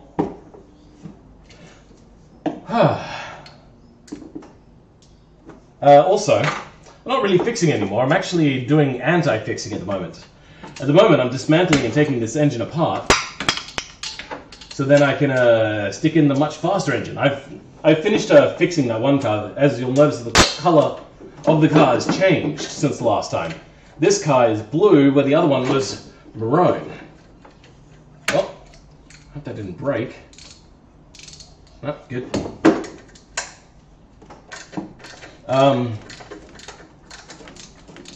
This one is the one that's going to be modified and turned into a drift car.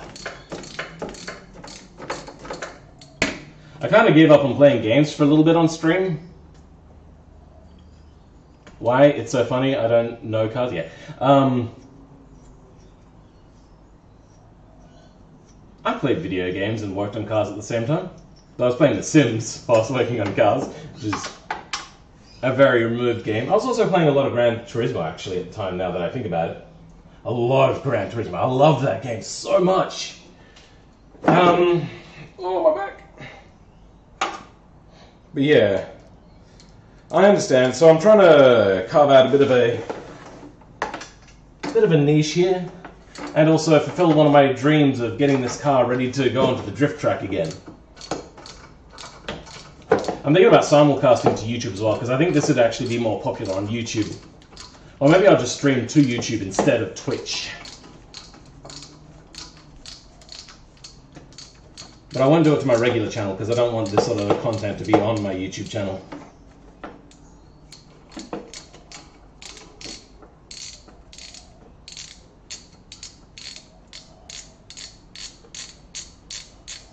There we go.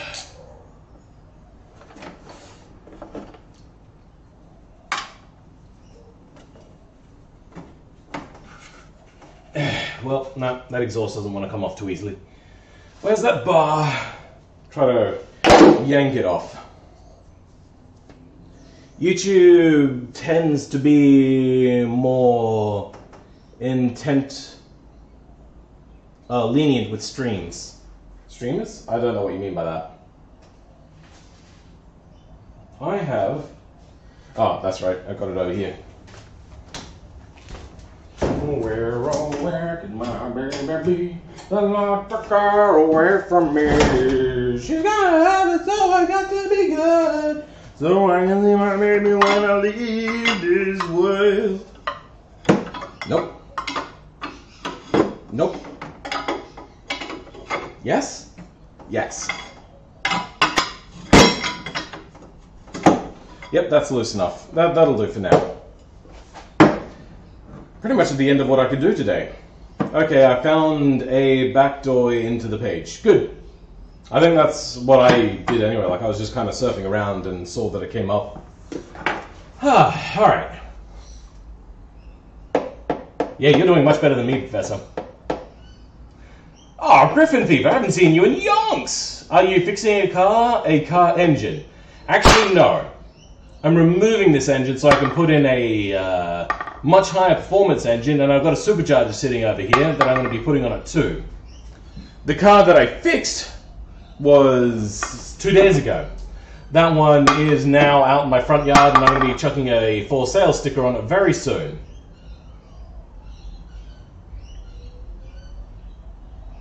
No, I'm not fixing. I'm removing. I'm upgrading. This is a 1.9 or a 2 litre. There's two different variations. I haven't bothered to figure out what engine this is. And I'm going to be chucking this engine away, basically. What year was this made? 1986 this was made. The year I was born. Oh! And it was made in the month that I was born. So, this car is basically my birthday. I got lucky. I am a really nice guy. Play cult classic games. Lucky for me, I'm the only one playing those games. I might have to compete with you, Professor. I might chuck in my old Nintendo Entertainment System and try to compete with you. I haven't been around because I got a job and haven't had time to really watch Twitch. That's fine. I don't mind. I'm just kind of dwindling away here. Just twiddling away here. Just playing with everything. Yes, I am also dwindling away. I've kind of switched up what I'm doing, so I'm doing part working on cars and part thinking. So this car, as you can see, is the last thing on my list there, is Drift Like a Mad Lad. I'm going to be turning this into a drift car.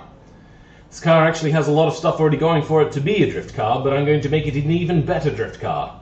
Because this engine currently is kind of gutless. I think it's like 110 horsepower, or maybe it might just be 100 horsepower. So I'm replacing it with one that's got 170 horsepower. I'm going to tune it up a little bit, hopefully get it up to maybe 180. Then I'm also going to stick a supercharger on it and take the thing all the way up to... So I'm gonna be conservative. I don't want to be over the top with the supercharger that I'm sticking on here because I don't want to blow out the transmission. So I'm going to try to aim for about 210 horsepower. Very, very conservative. I know this transmission can take a lot more, but that's usually with a turbo. And with a turbo, your power curve is nice and smooth, but a supercharger really hits from low end. And that really destroys first and second gear. So I really don't want to destroy low gears. So I'm going to just go with something conservative, 210 horsepower. That's my goal. If I was to run it all the way up to its maximum, before I have to change the internals of the engine itself, I can take it up to about 400 horsepower before I have to change internals. But I'm probably not going to bother with that because once you get past like 190 horsepower, generally you should change the transmission with something that's much stronger. Now, I have heard that the transmissions that are very specifically in this car are stronger, but nobody has really tested it. So it's going to be absolute new to me. I do not know how much I can run through this. I've known that people have run turbos through it, and they've been able to run them up to 350 before they've started doing some major upgrades. But they also usually switch to automatic as well, which is goddamn lame sauce. Who wants an automatic? Manual's just the way to go. Full stop. Manuals everywhere. But yeah, so I am done, I think, working on this engine today. I have to go pick up my engine lift for my parents, my engine stand, the other engine, the jack stands to stand the car up, and some buckets and trays and whatnot to put all my spare nuts and bolts in. And I have to sell the other car. So I think I am good now. And just as I'm like gonna end my stream, I'm finally up to 4 viewers again. I was at like 4 viewers for, I don't know, maybe a half an hour, about 2 hours ago. And then, yeah, I've just been sitting on one person, which is like a bot. But yeah, thanks for coming, guys. Has my stream frozen? Is that what's happened? I wonder. No, it hasn't. Alright. Let's bring this down. You have to see the dirty shit in the background here. how messy my place is. You can see my messy hair, my messy face. Alright, so thanks for coming again, guys. I'm going to bring this up here. We've had Professor Cyphers, thank you for coming. Griffin Fever, thank you for coming. Random Foxgirl, thanks for coming around and having a bit of a chat. Bluegill, for stopping by before you had to leave to go to North Korea to serve in the American Army. But yeah, thanks guys. I'm done. I'd have a proper outro set up and whatnot, but this is on my tablet, so I don't really have anything. This is... Yeah, there you go. Now you can see just without having to tilt your head to look. Yeah, thanks for coming. I'm done. I am tired. And I'm up to 5 viewers. God damn it. I have nothing I can do today. Oh, god damn it. You guys came at the wrong time. How could you? How dare you? Alright, yeah, thanks. But I am done, skis. I am sore. My back hurts. My knees hurt. My elbows hurt. My knuckles hurt. I'm going to have to go get a tetanus shot after this just to make sure I don't get tetanus.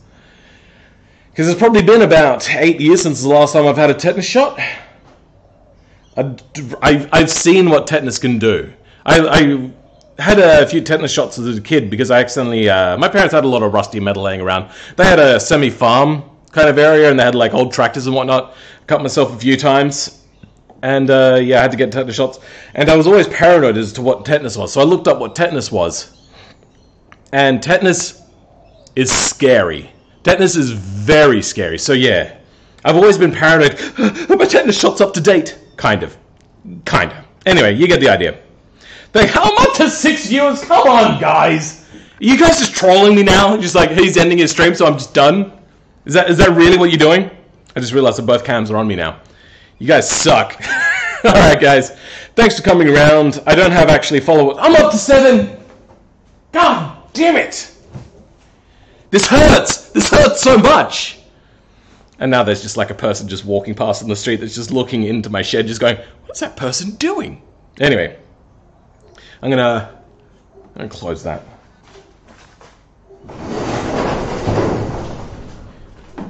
People were walking past and looking at me strange. I don't like it. What's that? Twitch soft drink? What is that? Hold on, let me check what you're writing. I haven't been around, I just advertised you. Oh, okay, then how could you? Lol, now it's 7. Just play with the car. Keep up the facade. Keep working. There's nothing left for me to do. I literally can't do anything. I can't go onto the car because I don't have jack stands. And if I get underneath the car, it could easily deflate the jack. Because the jack is... I think I bought this jack in 2005 or 2006. That was a long time ago. I do not really want to be under the car with that jack there. Drive it? I got the other one I could drive. G'day, man1LK? What? Just do it? GK? No, I can't drive it because I got nothing hooked up. I just spent 3 hours or 3.5 hours dismantling this engine. The first like half hour or whatever was spent me getting the car in here. That was a bit of a nightmare, having to get that all lined up. I was actually getting the car driven in here with a, just running off the starter motor because the engine doesn't have enough to actually run. It's missing its distributor and everything. Do it. Just do it. Do it. Do it now. No, I'm done. I am very done. Thank you guys for coming by anyway. But yeah, that's the end of my stream. You guys have come at the end of 3 hours and 47 minutes. How is my quality going, by the way? Let's check this out. I have dropped 0.5% of my stream. Now I'm looking at my webcam. Oh yeah, am I sexy? Am I sexy? Oh yeah. Do I look like that? No. Alright, yep. Thanks guys. Oh wait, I can look at this one. Bye!